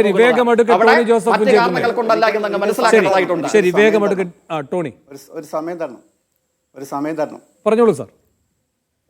ഞാൻ ചുരുക്കി പറയുന്നത്, ജയ്ക്ക് എല്ലാം ഒരു രാഷ്ട്രീയപരമായിട്ട് ഒരു ആക്രമണം നടത്തണം എന്നാണ് നിങ്ങളൊക്കെ ആഗ്രഹിക്കുന്നത് ഞങ്ങൾക്കറിയാം. പക്ഷേ ഞങ്ങളുടെ സഭ കത്തോലിക്കര് ഇവിടെ ഇന്ത്യയെ മാത്രമല്ല പീഡിപ്പിക്കപ്പെടുന്നത്. നിങ്ങളാണെന്നല്ലേ കഴിഞ്ഞ ദിവസം ഇവിടെ ആഫ്രിക്കയിൽ ഏറ്റവും അധികം ക്രിസ്ത്യാനികൾ പീഡിപ്പിക്കപ്പെടുന്ന സ്ഥലം ആഫ്രിക്കയിലാണ്. കഴിഞ്ഞ ദിവസം 30 പേരെയാണ് ഒരു ഗ്രാമത്തിൽ പോയി അവിടെയുള്ള തീവ്രവാദികൾ വെടിവെച്ചു വന്നത്. ക്രിസ്ത്യാനികളുടെ ചരിത്രം എന്ന് പറഞ്ഞാൽ ക്രിസ്തുവിന് ശേഷം റോമാ സാമ്രാജ്യത്തിൽ അവിടെ തിളച്ച എണ്ണയിലേക്ക് ക്രിസ്ത്യാനികളെ അവിടെ മുക്കി ചുട്ട് കരിച്ചു കൊന്നപ്പോൾ, വറുത്ത് കൊന്നപ്പോൾ അവിടെ പോലും ക്രിസ്ത്യാനികൾ ശക്തമായ രീതിയിലുള്ള മറ്റു രീതിയിലുള്ള അക്രമ പ്രതികരണമല്ല അവിടെ ഉണ്ടായത്. അവിടെയും പ്രാർത്ഥനയിലൂടെ ദുഷ്ടശക്തികളെ പരാജയപ്പെടുത്തുകയാണ് അവിടെ നടന്നത്. ഇന്ന് ആഫ്രിക്കയിൽ നടക്കുന്നത് തന്നെയാണ്. ലോകത്തിലെല്ലായിടത്തും ഏറ്റവും അധികം പീഡിപ്പിക്കപ്പെടുന്ന സഭ ക്രൈസ്തവ സഭയാണ്. അവിടെ ഒന്നും ക്രൈസ്തവര് ഒരു വളരെ വളരെ അക്രമപരമായിട്ടുള്ള പ്രതികരണമില്ല. എവിടെയും പ്രാർത്ഥനയിലൂടെ, യേശു പഠിപ്പിച്ച പ്രാർത്ഥനയിലൂടെ തന്നെയാണ് ഞങ്ങൾ പ്രതികരിക്കുന്നത്. ഇവിടെ ഞങ്ങൾ പ്രതികരിക്കേണ്ട രീതി പ്രതികരിച്ചു. മണിപ്പൂർ വിഷയം ഉണ്ടായപ്പോൾ ഏറ്റവും അധികം പ്രതികരിച്ച അതാണ് കത്തോലിക്ക കോൺഗ്രസ് ആണ് കേരളത്തിൽ ഏറ്റവും പ്രതികരിച്ചത്. രാഷ്ട്രീയ പാർട്ടികൾ പ്രതികരിച്ചു. കേരളത്തിൽ ഈ പറയുന്ന കുർബാന തർക്കവുമായി ബന്ധപ്പെട്ടും ശ്മശാന തർക്കവുമായി ബന്ധപ്പെട്ടും പാതിരിമാരും വിശ്വാസികളും എല്ലാം തെക്ക് വടക്ക് ഓടി നടന്ന് അങ്ങോട്ടും ഇങ്ങോട്ടും തല്ലുന്നതും തല്ലുകൊള്ളുന്നതും തല്ലു കൊടുക്കുന്നതും ഒക്കെ നമ്മൾ കണ്ടിട്ടുള്ളതാണ്. ഞാൻ മറ്റു വിഷയങ്ങളിലേക്ക് പോവുകയല്ല. ആ വിഷയം ചർച്ച ചെയ്യേണ്ട വേണോ? നിങ്ങൾ മറ്റേ വ്യാലോചന ആവശ്യത്തിലേക്ക് പോകേണ്ട ആവശ്യമില്ല.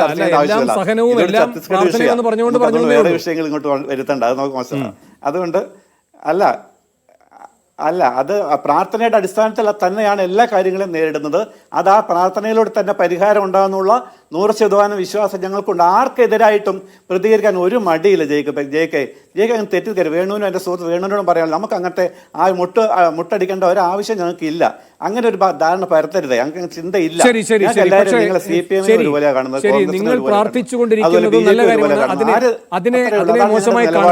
അതിനെ മോശമായി കാണുന്നില്ല. പക്ഷേ പ്രാർത്ഥനയും ദീപിക ഇറക്കലുമായി ആണ് തുടർന്ന് മുന്നോട്ട് പോകുന്നത് എങ്കിൽ നാളെയും ഈ പറയുന്ന പ്രീതി മേരിയെ പോലെയുള്ള